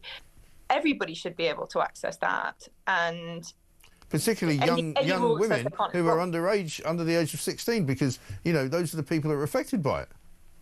Completely, and it's everybody has a right to know what is going on in their own country. And the thing that really worries me is not necessarily that my voice won't be heard, although I have a duty to my constituents to be able to be heard. But a lot of that speech was quoting directly from victims and from court transcripts of things that people have suffered. And their voices are being silenced, having been already silenced for years and in some cases decades. I know. It's really, really worrying. Let me just play you a little clip of Keir Starmer at the Liaison Committee last week. This is in contrast to what he's saying this morning, that they're going to build 40,000 new houses, right, because apparently we need them. This is what he said last week. Just a big pinpoint before. What other accommodation precisely are you planning to take over to provide temporary accommodation for families? Oh, there's lots of housing in many local authorities that can be used, and we're identifying where it can be used. But I mean, look. Sorry, could you give us? Have you got any examples you can give us? No, but I'll write in and give you details. Because I could say certainly in a number of our local authorities, already picking up from around the table, there isn't a lot of spare housing available. If there were, councils would be able to be dealing with it by now. Well, exactly. Exactly. Today, Keir Starmer, timed at 8 o'clock, we're facing a housing crisis. Huh? I thought you said there was loads of housing. I mean, what is wrong with this guy? I find it really very depressing. I clearly am not a member of the Labour Party. I'm not a supporter of Keir Starmer politically, but I am a citizen and I love this country and I live here and I want our Prime Minister to be good at his job and effective. And honestly, watching a clip like that, it's embarrassing. It really is. Shocking. Katie, great to see you. Thank you very much indeed. We'll keep fighting the good fight. Katie Lamb, MP Conservative at the Weald of Kent. Coming up, we're going to talk to our favourite doctor, GP, Dr Dean Eggett. The strike is over. I wonder if that means that things are getting any better in the NHS. This is Talk.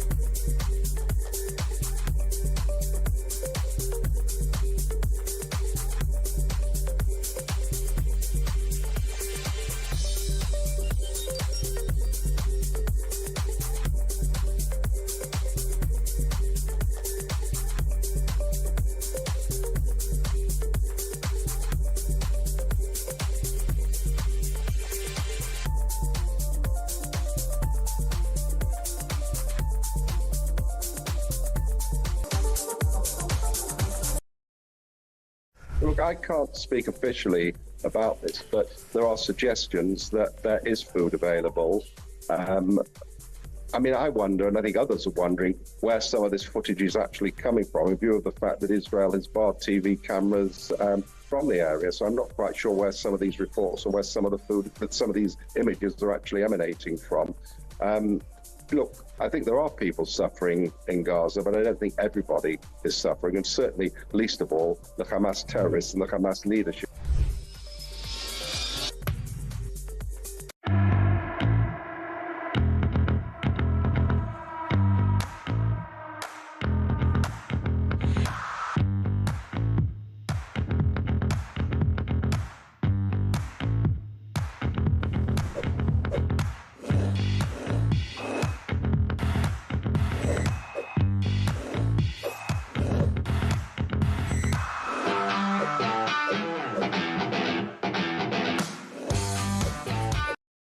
Across the UK, on DAB+, on your smart speaker, on your smart TV, and on your side.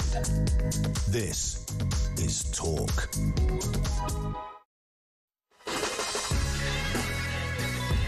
Welcome back to Morning Glory. It's coming up to 8:53, and almost 9 o'clock, almost into the final hour of the show. Reform's next party of political broadcast, says Steve, should simply be the film of the Copthorne Hotel with a single strap line, "You are paying for this." Yeah, absolutely right. And Debbie says, did Starmer attend any memorials in Southport yesterday, or did he just worry about his political career instead? Yeah, well, I suppose he would say he was on his way back from Scotland, having seen Donald Trump. I don't know the answer to that. I don't want to say he didn't, in case he did drop in. I don't know. Eddie from Dartford says, after seeing the migrant hotel video expose that you screened yesterday, which enraged millions of taxpayers, it's absolutely outrageous. Keep doing what you're doing. We need a voice. Well, I'll tell you where you need a voice as well. Is inside of the NHS. The NHS have been accusing the BMA, the British Medical Association, and basically the Doctors' Union, of extortion, saying that they were charging £6,000 for the weekend shifts for people who were consultants covering for striking doctors. The strike is now over. Supposedly the striking doctors have gone back. We're going to speak to our favourite doctor, who is, of course, Dr Dean Eggett, GP and CEO of Doncaster's local medical committee. Dr Dean, very good morning to you. Good morning to you too, Mike. I mean, I'm assuming, and I could be wrong here, that the doctors' 5-day strike didn't particularly affect what you do, what your business is like, but did it, is my question? Yeah, I wish that was the case, that it didn't affect us, but it did affect us. So we're a training practice here, as are many practices across England. Right. And that means then that we have resident doctors who provide appointments for us. And we had resident doctors who didn't turn up over the past few days. So we've had to come in and do extra shifts or ask patients to wait. And we will now have a bit of a backlog of patients trying to contact us over the next few weeks to catch up with that capacity. Yes, because that was what I feared, actually, that, you know, it wasn't just the 5-day strike. It wasn't just what happened before, but it was what happens afterwards now as you try and catch up with what should have happened for the last week. Yeah, there's a patient catch-up, so those patients who couldn't get through to us will now try to get through to us, and we'll see them eventually, and that will have a knock-on consequence for a few weeks. But even on the days when we were open and the resident doctors weren't here, those who were working were slotting in extra patients and overbooking clinics. So you caught me in a bad mood today, Mike, because quite frankly, I'm exhausted. Over the past few days, it's been extremely tiring, to the point where on Monday when I was driving home, I didn't quite feel safe. I felt a bit drunk. My brain wasn't working properly and I was struggling to put sentences together. I was just working so hard. Wow. And, you know, you and I have been talking for quite a long time as well, Dean, and I was going to ask you, actually, have things improved under this government at all? You know, have you found that your job has got easier? It sounds like it hasn't. No, I really wish it was the case that things have got easier. And that's, I think, possibly one of the distractions about the strikes, because people are striking over money, but of course money isn't the only problem. You know, we have all of the ongoing issues that the NHS is a terribly difficult place to work in at the moment. We can't deliver the care that we need to for patients for all the same reasons we've discussed. We haven't got enough people, we haven't got enough rooms, we haven't got enough time, people are getting sicker, there's more treatments available, etc., etc. And the reality is, no matter how much you pay staff, all of those problems aren't going to go away. So if we give pay rises to resident doctors now, nurses next week, the consultants the week after, GPs the week after, the pressure is still there. And in a year or two's time, we're going to come back saying this is still untenable. Right. So there's something to be and we're going to have less money about the future of the NHS. Well, exactly. Right. And if we look at just the resident doctors, you know, this is going to cost us £1 billion a year in pay rises and maybe 1.5 billion over a 10-year course when you factor in wage rises over those years. That's not really sustainable, is it? No, it's not. But then again, you know, I've always said this, that you can probably find ways of saving money. I don't mean you personally, but the NHS. I mean, in the papers today, in the Mail, they've got a story saying the NHS has allowed trusts to spend almost £2 million on staff networks that have hosted a series of woke events over the past 2 years. And you've got staff attending things like Embracing Your Afro Curly Hair at University College London, International Pronouns Day at Barking, Havering and Redbridge University Hospital. You know, it's just madness, you know, and I bet you any money you and I could go in to the accounts department at the NHS and find millions and millions of pounds that you could save and put to proper use. And I don't mean just starve the NHS of money, but let them spend it properly. I agree. The NHS is wasteful. We spend lots of money on things that have impact for small groups of patients or even large groups of patients. But is that impact really necessary when we can't afford the basic standards of care? And we really need to come back to the point that resident doctors are striking at the moment for pay. But in the horizon, we have nurses who are going to be striking for pay, consultants who are talking about it at the moment, and GPs who are going back to that discussion too. We cannot continue to throw money at the NHS without some form of radical change. And that radical change may well be either increase in taxes, and we all know that that's a bit of an issue, stopping wasteful spending in the NHS and actually go back to our core values, or say the NHS isn't really affordable and we need a different style of system, but we can't keep doing what we're doing. No, absolutely right. Good to talk to you, Dr. Dean Eggett. Thank you very much indeed. Get some sleep, get some rest, for heaven's sake. I used to tell him to work harder, but now he's exhausted because of the doctor's strike. Absolutely shocking. Mike, I think Donald Trump knew he wouldn't be allowed to address Parliament, so he took the opportunity to invite Starmer to Scotland and humiliate him in front of the press. Well done, the Don. It certainly worked out well for him, didn't he? And if Starmer recognises Hamas as state leaders, says Debbie, can they not then be arrested for supporting a prescribed terrorist organisation? Very, very good. Very good point. And one out of left field, which has got nothing to do with anything we're really talking about, from Paul in Canterbury. He says, South East Water has sent me a leaflet telling me my bill has gone up by 20%. With the leaflet, they sent me the bill this month has been doubled despite using less water. And I'm in a hosepipe ban. How does that work? That is absolutely extraordinary. Incredible. Coming up in the next hour, we've got a massive hour for you. Priti Patel, Shadow Foreign Secretary, is going to join us. Former Home Secretary, of course. Michael Ellis is going to be here, former Attorney General for England and Wales. And Lord Tariq Ahmed is also going to be here. We're going to be talking about Palestine, Keir Starmer, the migrant hotels problem. And also, we're going to talk to the new reform head of police and crime. We'll talk about all of that coming up in the next hour, right after the news, right here on Talk.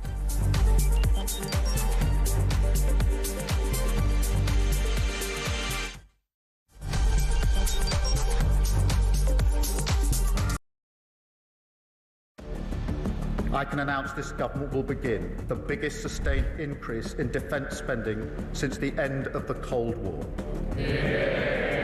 We will deliver our commitment to spend 2.5% of GDP on defence, but we will bring it forward so we reach that level in 2027. The answer from European capitals has been as resounding as it is clear. We are in an era of rearmament to respond to the short-term urgency to act and to support Ukraine, but also to address the long-term need to take on more responsibility for our own European security. On Saturday, we also agreed a new £2.2 billion loan for Ukraine, backed not by the British taxpayer, but by the profits from frozen Russian assets.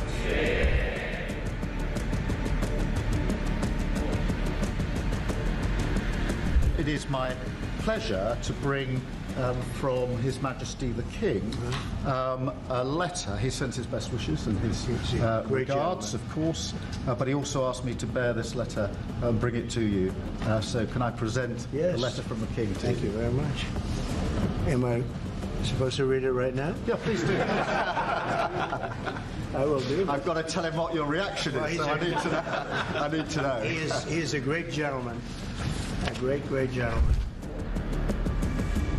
He said he thinks the war's going to go on for a long time, and he better not be right. Well, I just think he should be more appreciative, because this country has stuck with them through thick and thin. We've given them much more than Europe, and Europe should have given more than us, because as you know, that's right there, that's the border. What kind of diplomacy, JD, you are speaking about? What do you mean? I'm talking about the kind of diplomacy that's going to end the destruction of your country. Yes, but if you are not Mr. President, with respect, I think it's disrespectful for you to come into the Oval Office and try to litigate this in front of the American media. You're gambling with the lives of millions of people. You're gambling with World War III. You're gambling with World War III.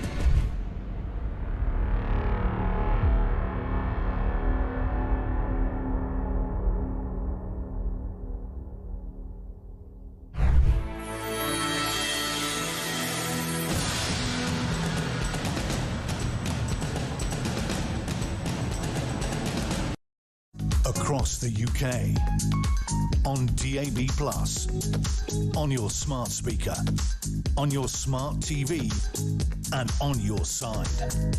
This is Talk.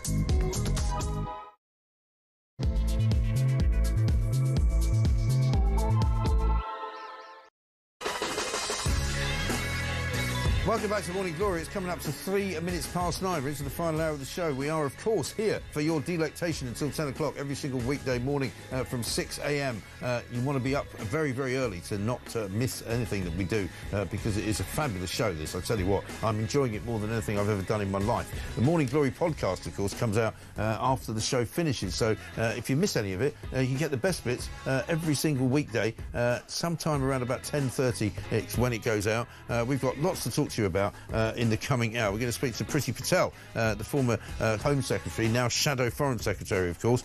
Michael Ellis is going to be here as well, former Attorney General for England and Wales under Liz Truss. And also, we'll be covering that big story that's happening over in the west coast of America, where there's a tsunami warning currently in place for Hawaii and Japan after an 8.8 magnitude earthquake, one of the strongest ever recorded off the coast of Russia.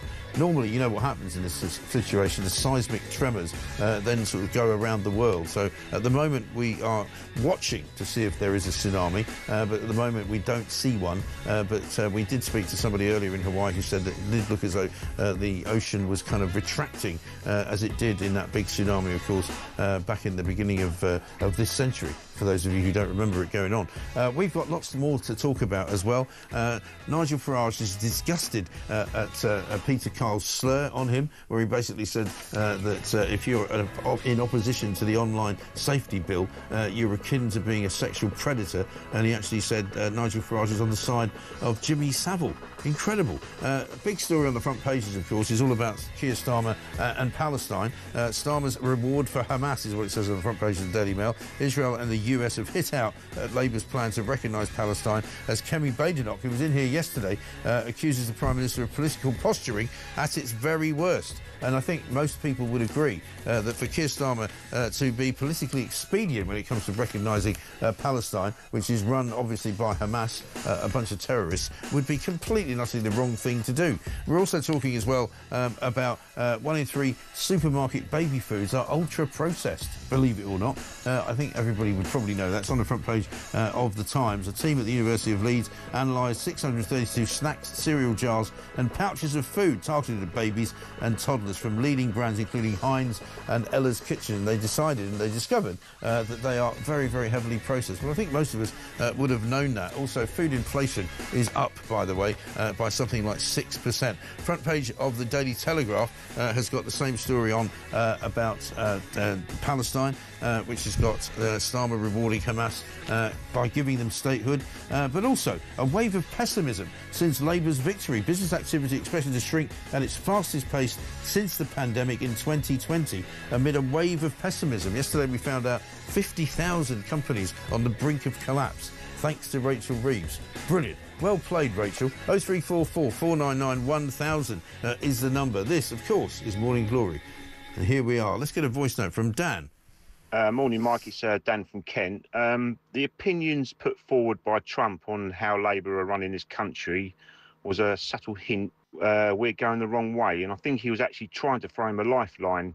Instead, Starmer sat there looking like a fool, unable to show anything of what a leader should be, just weak, pathetic and clueless. Great show. Weak, pathetic and clueless. I mean, that is a damning indictment, is it not, of our current Prime Minister. Let's speak to Priti Patel, Shadow Foreign Secretary, former Home Secretary, of course, as well. Priti, very good morning to you. I heard that statement. I mean, it's not wrong, is it? Well, I think I've used those words myself to describe this government and probably the Prime Minister in many cases. And look, I just don't think he stands up for Britain in the world. And, you know, you've seen me say, and you've read me being quoted saying, I think every time this Labour government negotiates, Britain loses. And they're doing nothing when it comes to our standing in the world. No, absolutely not. It's embarrassing, in fact. I mean, one of the things that I find extraordinary is that despite all the activity that that Keir Starmer does on his social media accounts, he hasn't mentioned anything to do with Donald Trump's visit. There's not a word of it appearing anywhere. It's almost as though he wishes it never happened because he was so humiliated by the President of the United States of America. You know what? I have to say, watching him when he was totally expressionless when he sat next to the president, I think summed it up really. He just looked like a part-time player or actor, basically, not a leader. And of course, the point is, yes, we know that the president is deeply compelling, and the way he handles his press conferences and all the rest of it. He's a man with vision. Whatever one thinks, he has clear values. You just don't see that in our Prime Minister whatsoever. He doesn't have the basis of real values or conviction. And I have to say, I just don't think he feels the pulse of the British people and our great country in the way in which, most Prime Ministers would naturally feel. Yeah, exactly right. We had Kemi Badenoch in yesterday, and I actually asked her the question because it's something that we all talk about, but I wanted to hear it from her lips, actually, was, is Keir Starmer's problem that he's just a liar? Have a look at this. We actually had a video of how many times he had told lies at the dispatch box. So it sounds like you do believe that he's a liar, though. Yeah, he is. I mean, that's a pretty bad indictment of the Prime Minister of, the United Kingdom of Great Britain and Northern Ireland. He's basically a liar. Well, look, first of all, I've been in the House of Commons many times where I've heard him and also his ministers completely lie and just say so many untruths, and that is simply not acceptable.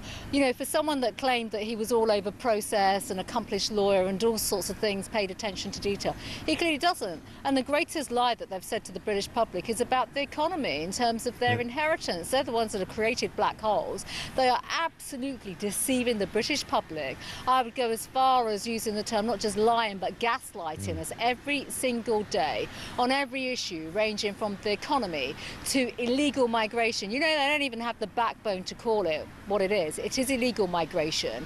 They call it irregular migration or migration. I'm afraid these are people that are coming to our country illegally, and they just don't have any plans. I genuinely think they are simply in office and they're doing anything to cling on to power, and they certainly don't have plans, they don't have visions. Like I said, he doesn't have any core values and certainly doesn't share the values of the British people. No. And in fact, when he said he was an accomplished lawyer, maybe he just mispronounced the word. He meant to say accomplished liar. It's another story. But let's talk about the latest situation, which is Palestine, because on the altar of kind of preserving his political integrity so that he doesn't get slammed by his backbenchers, he now wants to recognise Palestine as a state, which everybody knows is a sort of vanity project, really, isn't it? Well, it's the wrong thing to do, and let me be quite clear about Keir Starmer. He doesn't have any political integrity whatsoever. This is a man that when he travels the world actually does us great harm, and he misrepresents us. He doesn't stand up for Britain. But you've asked specifically about the recognition of Palestine, and the point is, my party believes in finding a two-state solution, but you do that through a peace process, and there is no peace process underway whatsoever. And to try and do this now, when there are Israeli hostages still in captivity, when a terrorist organisation, Hamas, the Iranian-sponsored backed Hamas, are running amok in Gaza, where people are starving and suffering, is simply not acceptable at all. So it's pretty obvious what's happened to Keir Starmer. He's appeasing his backbenchers. I've seen this over recent months in Parliament. Every time there's a discussion about Gaza, his backbenchers basically are demanding recognition of Palestine. His front bench team are not able to deliver that. They get a lot of earache and ear bashing from their backbenchers. He's done this just to tick the box of saying to his political party and to his cabinet and to his deputy prime minister that are all campaigning overtly against Keir Starmer, he's basically had to sort of appease them. And he hasn't done it once, he's done it before on many other issues. That guy's not a leader, he's literally just following what his party wants.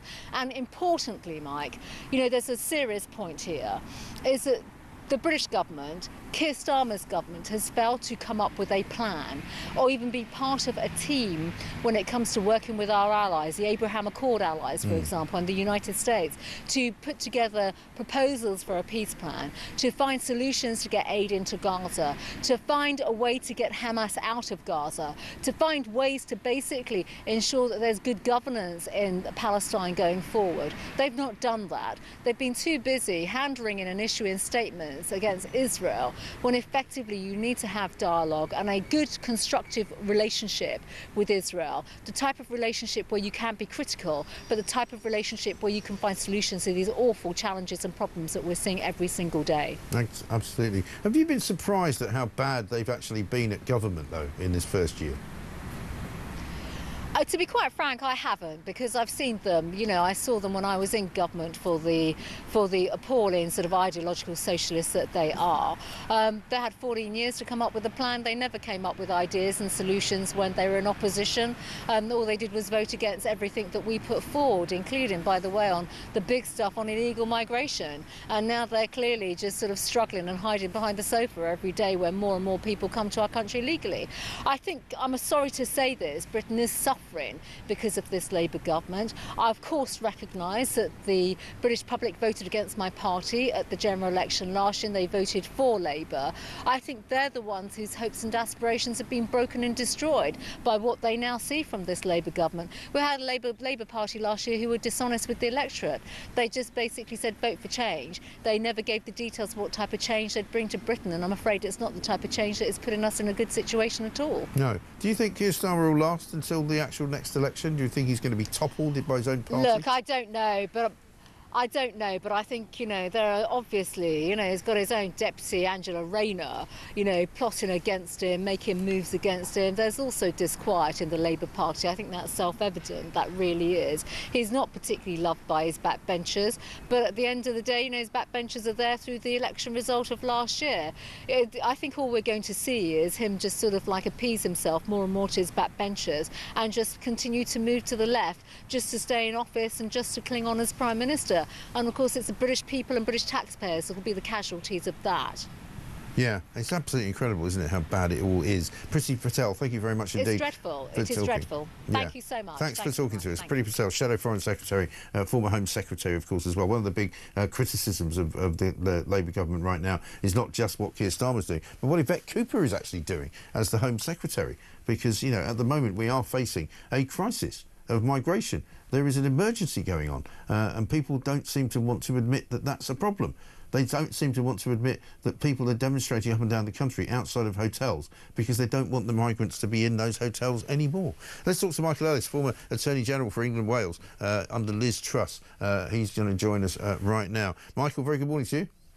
Good morning, Mike. Thanks very much indeed for joining us. And so much to discuss, really. Let's kick off with Palestine. A lot of people telling me today that it doesn't really matter if Keir Starmer wants to recognise Palestine. Britain, as a country, can't really recognise Palestine. It doesn't really mean anything. What's the sort of legal position of all of that? Well, the legal position is that Starmer is frankly an international joke, and if it wasn't such a serious matter, you know, it wouldn't really make any difference. But it makes a difference because it's an embarrassment. Legally, when a country recognises sovereign states, there is a long-standing international convention, Mike, called the Montevideo Convention of 1933. And there are 4 criteria that the law sets out for when a country or an entity can be recognised. And the Palestinian Authority, the Hamas entity, does not come close, of course, and you don't need to be a lawyer to figure this out, does not come close to meeting those criteria. For one thing, you need to have a functioning government. For another thing, you need to have recognised borders.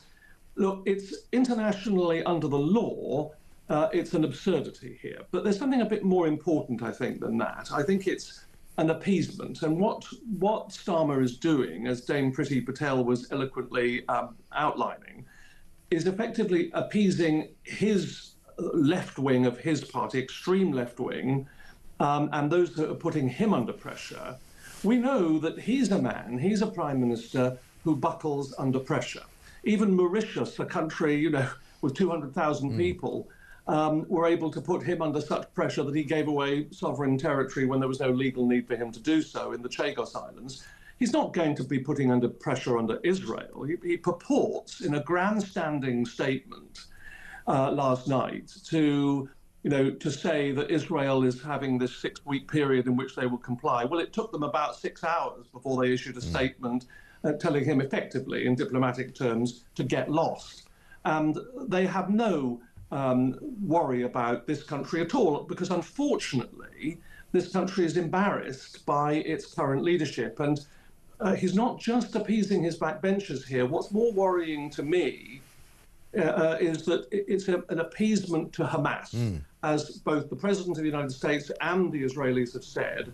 What this does is reward terrorism. And there's a very good reason that we in the West have not wanted to do that for generations now, because as the IRA famously said 40 years ago, infamously said, they only need to be lucky once. We need to be lucky every day. Yeah. And that's one of the many reasons you don't want to appease terrorists. This does that. It rewards them. The reason why they're going to achieve this under Starmer is because they attacked Israel in the most savage, medieval way and murdered 1,200 of its people and are still holding hostages nearly 2 years after that infamous day. So what this does is reward that terrorism. And it means that, interestingly, under the legal criteria, Mike, the way he set this up yesterday was that Hamas wins either way, because if Israel doesn't abide by what Starmer has said, then the UK will recognize Palestine as a state, whereas Hamas will obviously get a ceasefire and be allowed to stay in place if Israel does do what the United Kingdom says. So they win either way. Yeah. The terrorists win and the democracy loses out under Starmer's plan. But as Trump was saying when it came to Macron, it really doesn't matter what Macron did. And of course, you know, Starmer's now following in that line. And isn't that tragic, really, for Britain as a country, that we've got a leader, a prime minister of this country, who is following an agenda which, as you've quite rightly said, is not a legal agenda, is not really even a moral agenda. He's simply doing it to appease. And he's appeasing not only Hamas, but he's also appeasing the people in this country who he's frightened that won't vote for him, who actually want to see the destruction of Israel. You know, it's not about a two-state solution for these people. They want to see, from the river to the sea, Israel, you know, should be gone and Palestine must be free. Exactly right. And of course, over the decades, Israel has offered, on many occasions, 99%, 100%, under the previous Israeli Prime Minister Ehud Olmert, offered 100% of what the Palestinians wanted. They've rejected those deals because actually what many of the entity over there actually want is not anything for the Palestinian people. They don't care about the Palestinian people in Gaza. They've been throwing people off bridges, off buildings. They torture their own people. What they actually want is the destruction of the state of Israel. And that's not going to happen because we obviously have a country in Israel that is one of the strongest in the world, both morally and legally, and militarily. But I think more practically, what it boils down to is this. Let's say for a moment we step back and we say, let's look at this as a judge might look at a court case, and we look at both sides equally. I don't think we should do that because they're not equal. One's a democracy, one's a terrorist entity, and Hamas. But if you're looking at this and saying, should we recognize this state? You'd have to say, as a neutral observer, there is no state to recognize. Hamas is not operating a state. There are no defined borders, there is no democracy, there is nothing close to what anyone would recognize, either under the 1933 Convention for Recognizing States or any other rule, to do so. So, you know, I think what we've got here is a disaster for this country internationally. I mean, the Foreign Office, frankly, the only time they ever adopt an imperialist air is when they're dealing with the world's only Jewish state. Yeah. The rest of the time, it sort of kowtows to other countries' interests. And I'm afraid this is an example of moral bankruptcy. And it isn't going to work, Mike. That's the main thing. Appeasement never does work. You know, Priti was talking about, you know, Starmer's backbenchers. Well, I don't think it's going to work. Those MPs, like Wes Streeting and many others, who are 500 or 600, 700 votes behind losing in their own constituencies.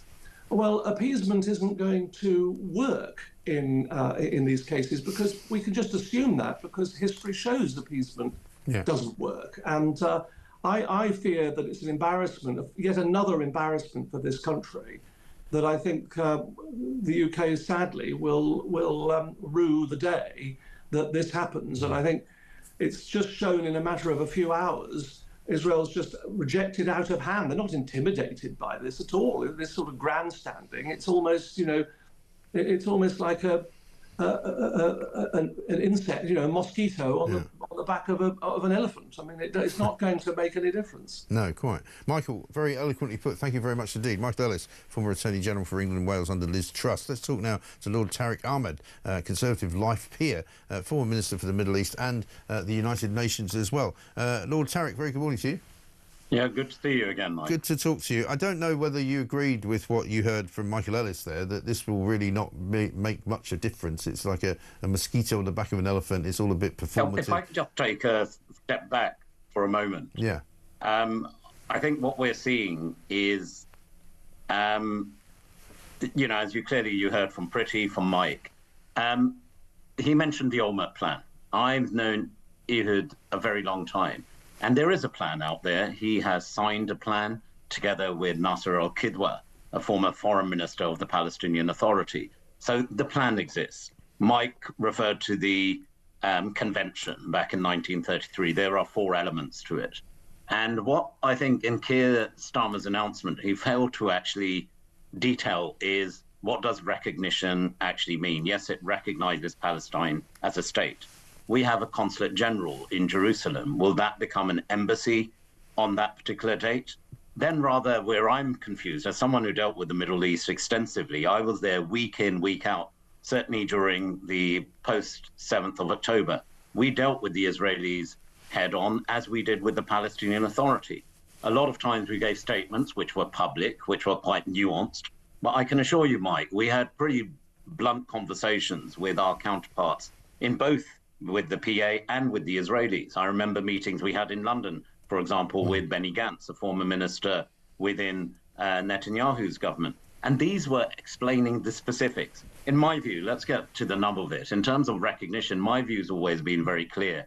There will need, as we've found time and time again since 1947, ultimately the two-state solution. What does it mean? Going back to the Balfour Declaration 1917, there were 3 elements to it. 1, the creation of an Israeli state, a Jewish state, a homeland for the Palestinians, and also the protection of the Jewish communities in Arab lands elsewhere. We've sort of, if I could put it this way, as an analogy of a stool, we've delivered one leg of it, but not the other 2. And the challenges we've had ever since is dealing with these. Priti mentioned the Abraham Accords. I'm a keen supporter of that. But you talk to Bahrain, you talk to Morocco, you talk to the UAE, as I did week in, week out, and they will tell you a key core chapter of the Abraham Accords will be the deliver of the state of Palestine. Now the question becomes how to go about it. I believe very clearly that we should set a time in that on this particular date, 18 months from now, we would have a Palestinian state. But to do so, as both where I agree with Mike and Priti, there has to be a process and structure. We have the Abraham Accords, we have the Olmert al-Kidwa plan, we have the Arab peace initiatives, and indeed, let's not forget the biggest player, the biggest influencer in all of this is President Trump. He can actually make this happen. And therefore, we need to see how can we bring these together with the levers that we have. I also agree with you, Mike, when you said about relevancy. The amount of times I've stood up in Parliament since last year, I even offered, here's an insider for you. I spoke to David Lammy. I said, look, I have the relationships, and there's a lot of people even on your side, Cathy Ashton, for example, when it came to Iran. Talk to us. I don't want any credit for it. I don't even want any acclaim for it. But we have the relationships, leverage it, because it's important to our country, our standing in the world. You will know this from your own career. In every part of our lives, relationships matter. Qatar and Egypt, for example, have the influence, and also Turkey, over organizations like Hamas. We need to be investing in those relationships so we can deliver those messages that Hamas do have no role to play, be it in Gaza or a future Palestinian state. That needs to be explicit.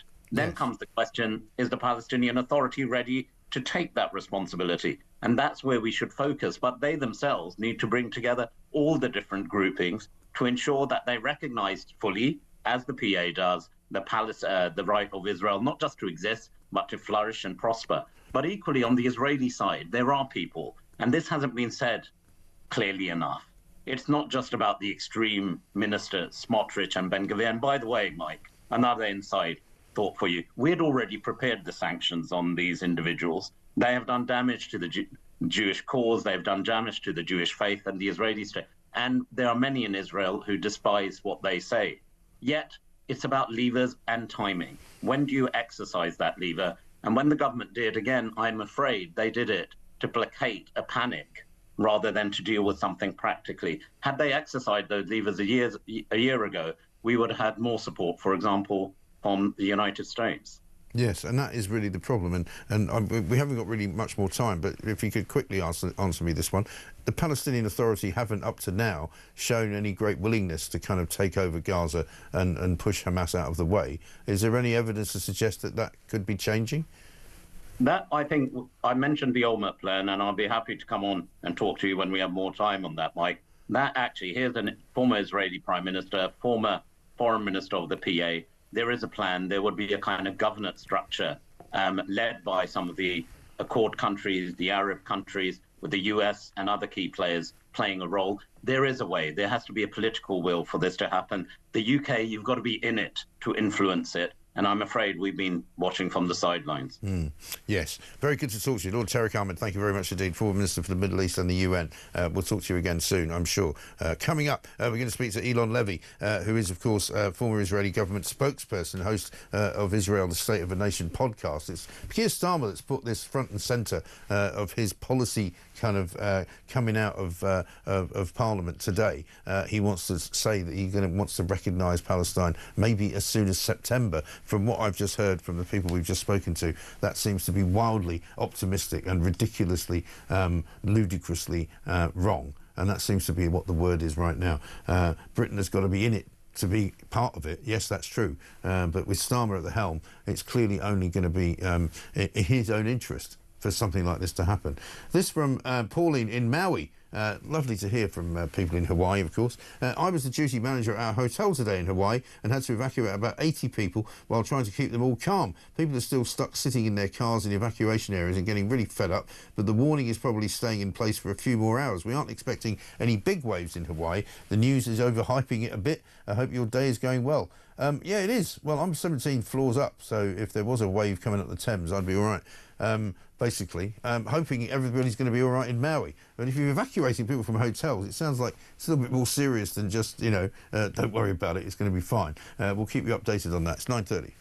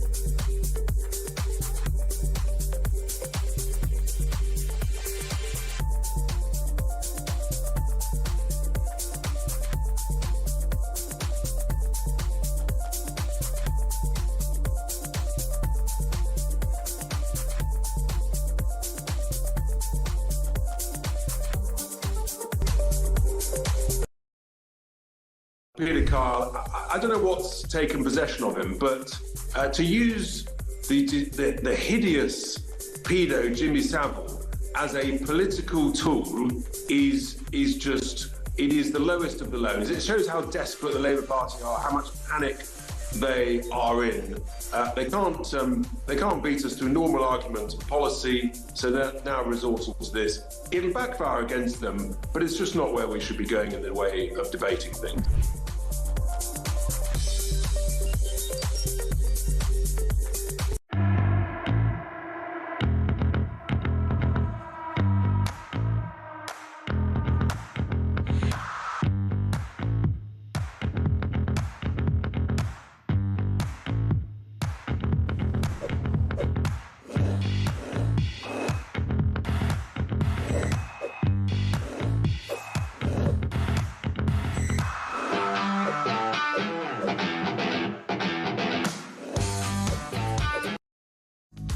across the UK.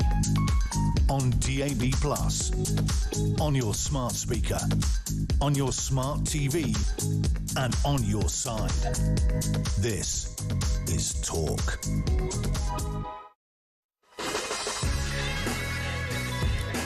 Welcome back to Morning Glory, 9:33. Susan from Essex says this, Mike, good show as usual. Ray Starmer recognising Palestine as a state. What a nerve he has. He didn't even want the UK to become a sovereign state. At every opportunity, he tried to thwart Brexit. Yeah, that's an interesting point, actually. Paul from Hartlepool says, if Pretty and other politicians say they know that Starmer lies at the dispatch box, is he not breaking ministerial code and therefore bringing the House and himself and his party into disrepute?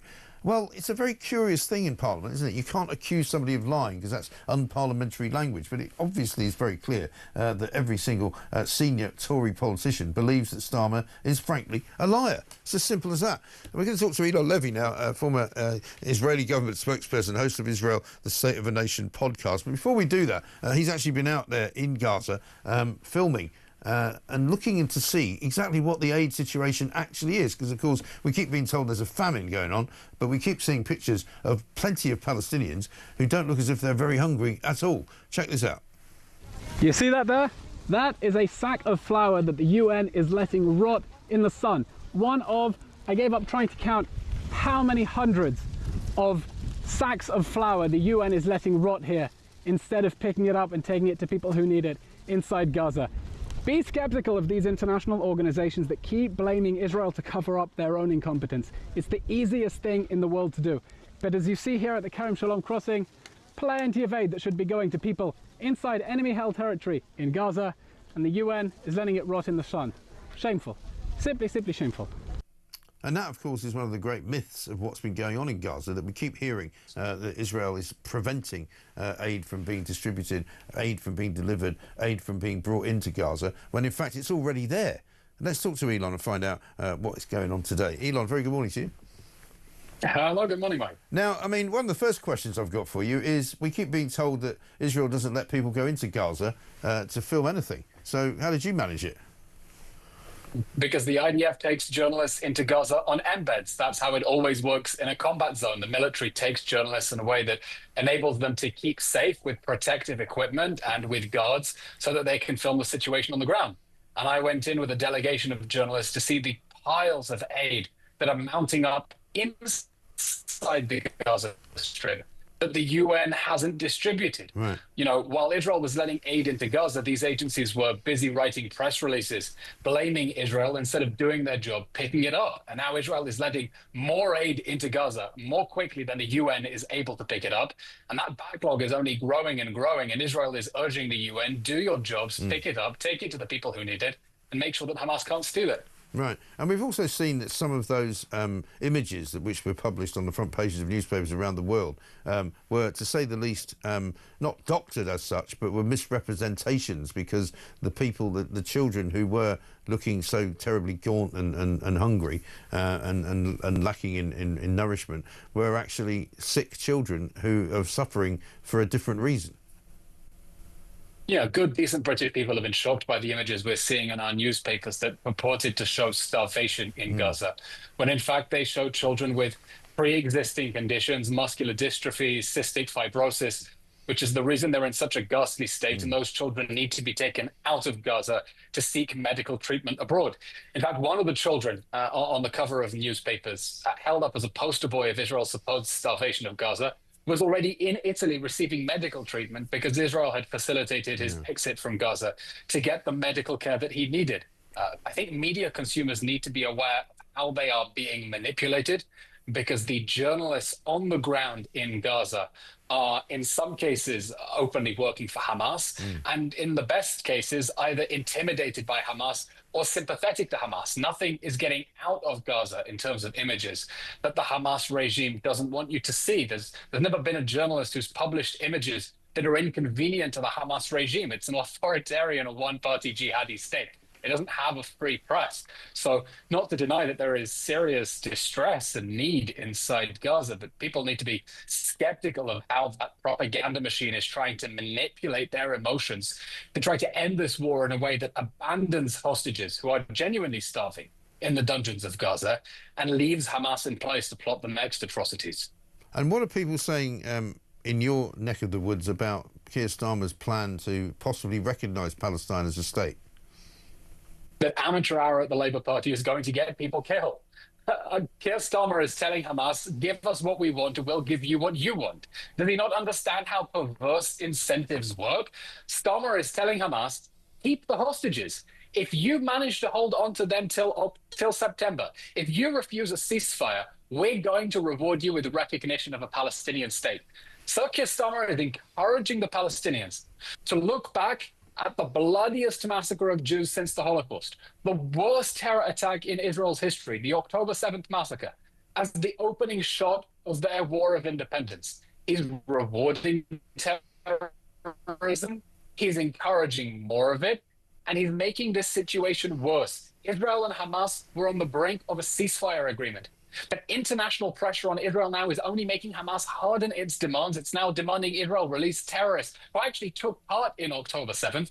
And this student politics, this attempt to appease the Labour backbench, is only sabotaging chances of a ceasefire. And people are going to get killed as a result. I know, it's shocking state of affairs. Elon, good to talk to you. Thank you very much indeed. Elon Levy, a former Israeli government spokesperson, host of Israel State of a Nation podcast.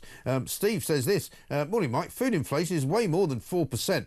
4 Pilsner cans of beer in Aldi were $3.49 a few months ago. Now they're $4.99. That's 43% up. Well, that's true. I mean, they're claiming it's going to be 6% by the end of the year. But like I said before, whenever we talk about food inflation, it's an awful lot more than any of the actual official figures will say. Ian says this, it's not just a wave of pessimism, there is an actual wave of genuine panic about this government. We just had the American president saying everything we think and want to happen regarding immigration, power supply, farmers, taxes, and a prime minister who, rather than address the growing public panic, wants to talk about Israel and Palestine. I couldn't care less about that conflict. Sort the UK out first, says Ian. And I know that that's exactly how people feel. Coming up, one of the things that we need to talk about, of course, is crime and the policing of this country. Colin Sutton is going to join us. He's the newest member of Reform. He's joined as their police and crime advisor. We'll find out what he's got to say for himself.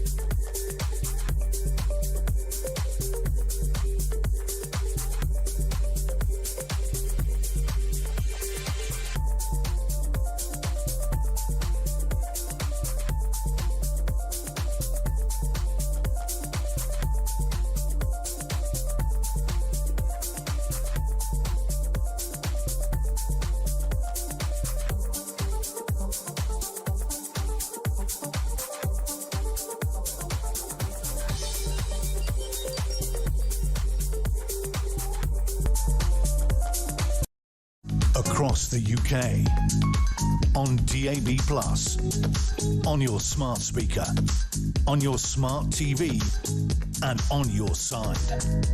This is Talk.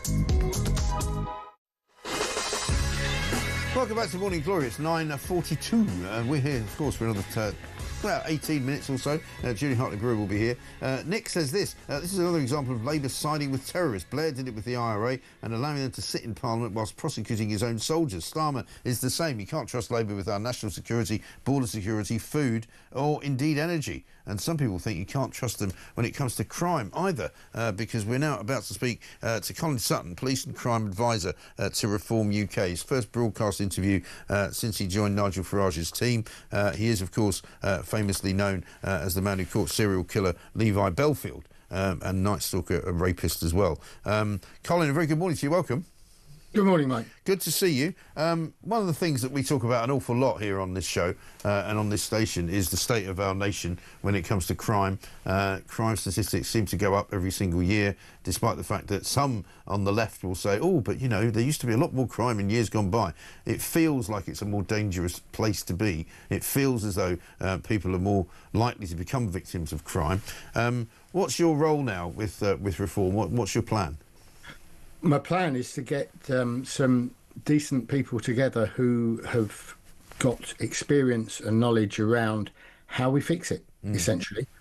Because, yes, Britain has become lawless. I think it's absurd that the government are telling us crime is down. People's perceptions of that is not the case. There are lots of people who simply don't report their crime anymore because they know there's no point, because the investigations probably won't go on, because the few police officers and police buildings that we have left now are unable to cope with the volume of what's going on, and we want to try and fix that. We want to try and fix that with more officers. We want to try and fix that with more public engagement. Want to try to focus our police resources on the things that matter to communities, and that for me is the biggest point. We seem to have gone to a situation where police leadership has moved away from worrying about what their communities want and worry more about optics and social media and the vociferous minority. And that needs to change. We need real engagement with ordinary people and say, what is your priority? What are the things you need us to do to make your life better? And is it straightforward? Is it simple? Is it as simple as putting more police on the streets? Is it focusing their sort of backroom activities differently? Is it making sure that they don't worry so much as the chief of Essex Police did last week about, you know, whether he's an LGBT plus QI whatever ally, and he's not actually looking after what's going on in his towns? I think it depends an awful lot on what is going on in your town and what the people in that town want police to concentrate on. I think one of the difficulties is that engagement as it goes on now tends to be with so-called community leaders, and I'm not quite sure how community leaders get appointed or elected or emerge. Perhaps they just emerge in the form of the old leaders of the Tory party in the 60s. I don't know. But they seem to have a focus on things that actually don't really matter all that much to people who are losing their phones and losing their cars and losing things from their home when they're burgled. Yeah, exactly right. And people say to me all the time that what they don't see when they do get burgled, or when they do have an episode on the streets of their phone being nicked, they don't really have any engagement, as you've said before, with the police at all. You know, one of my favourite stories, which is a horrible story, is of a couple that came back from holiday. They got home at 7 o'clock, realised they'd been burgled while they were away, called the police at 7:35 or 8 o'clock, something like that. By 10:30, they got a call back saying that their case had been closed. And they were like, well, we haven't done anything, you know. And they gave them a crime number, and that was the end of that. Yeah, I mean, it's impossible to investigate thoroughly and to the end every single crime that is reported, because there's far too much, and you'd need far more police officers to do that. But I think what's important is what always used to happen was every crime would at least get a hearing, if you like. Every crime would be screened by an experienced officer and kind of graded on its solvability, if you like. Now I'm not sure that happens, and you know, I think the personal touch gone from it has made an impact on it, because if you've got a stack of emails and you haven't really got much time, because not very many officers have much time anyway, they're so overworked, that it's very easy just to dash off crime numbers to them in the knowledge that victim will have probably insurance, and they'll use that crime book number to get their insurance payout, and everything kind of is okay. If you've actually got somebody standing across from you at a front counter at a police station reporting their burglary and reporting what's gone on, I think it's far more difficult to see it as just another statistic. You've got a real person there. And most police officers, you know, care deeply about the community. That's why they joined. That's why they signed up. And this is my issue. I cannot still believe that those brave young men and women who put themselves forward to defend their communities actually do that because they want to be policing social media. I just don't believe that. And I think they want to make a difference in their communities. They want to make people safer. They want to make the streets safer. They want to lock up the bad guys. And I think we need to ask what's stopping that? And that's the other problem, isn't it? Locking up the bad guys is a problem because there isn't any space to lock them up in. No, there's not. But I mean, we could release 10,000 spaces in prisons tomorrow just by deporting the foreign criminals that are taking those 10,000 spaces.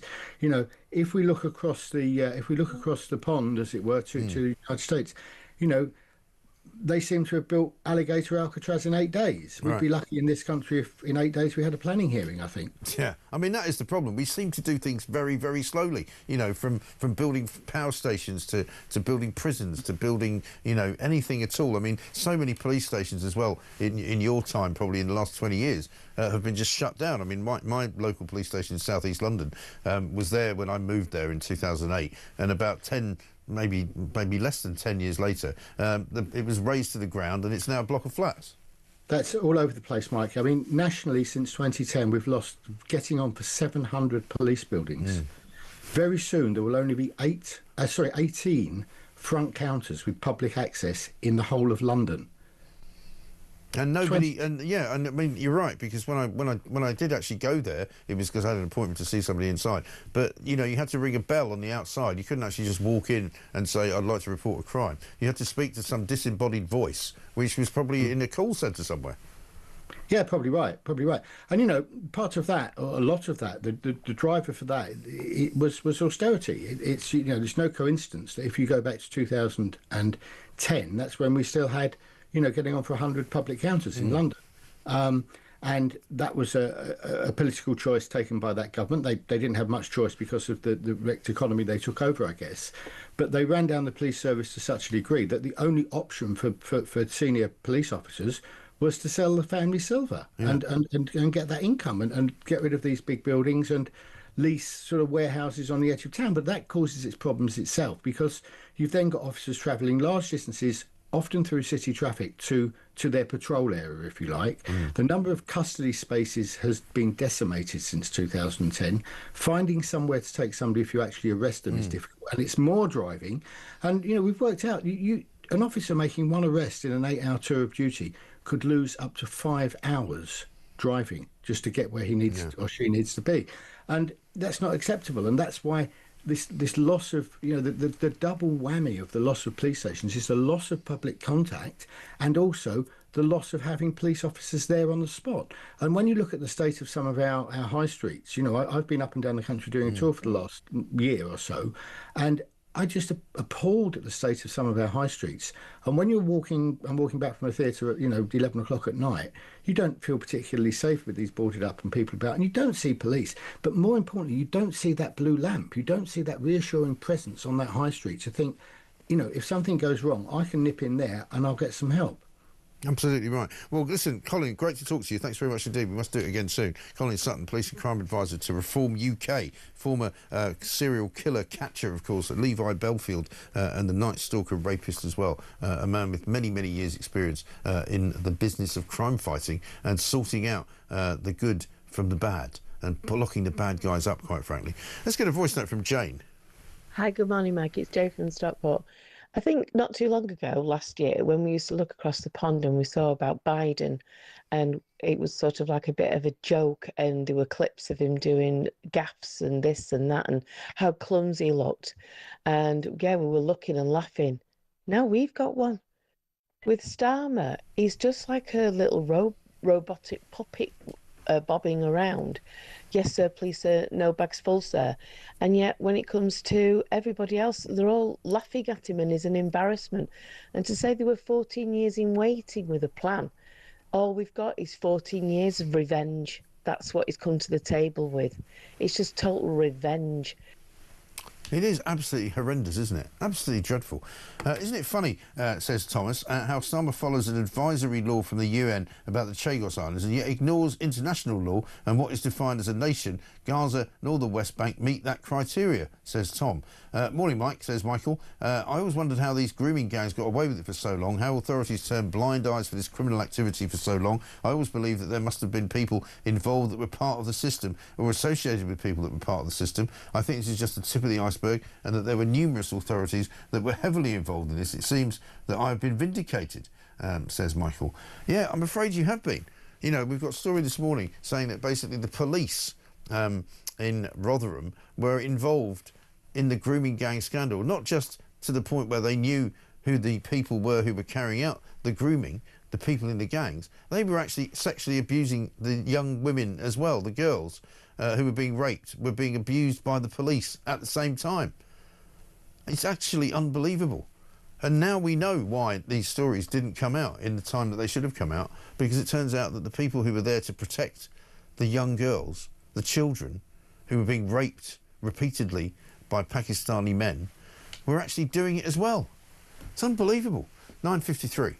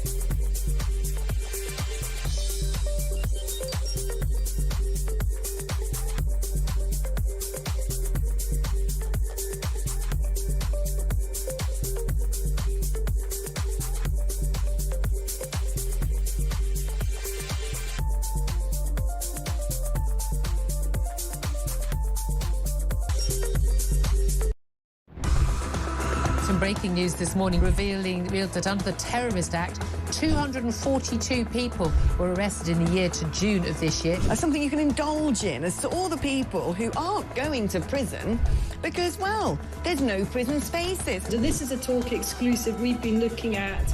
I said, you take these cuffs off me and speak to me like a human being rather than a common criminal. You're just left wondering, does these people who lead us actually hate Britain? Yeah. Do they not love our country and everything that we've stood for? Across the UK, on DAB+, on your smart speaker, on your smart TV, and on your side. This is Talk.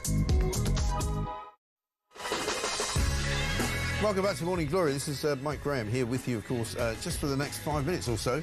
We've got lots of news coming in now on the tsunami front.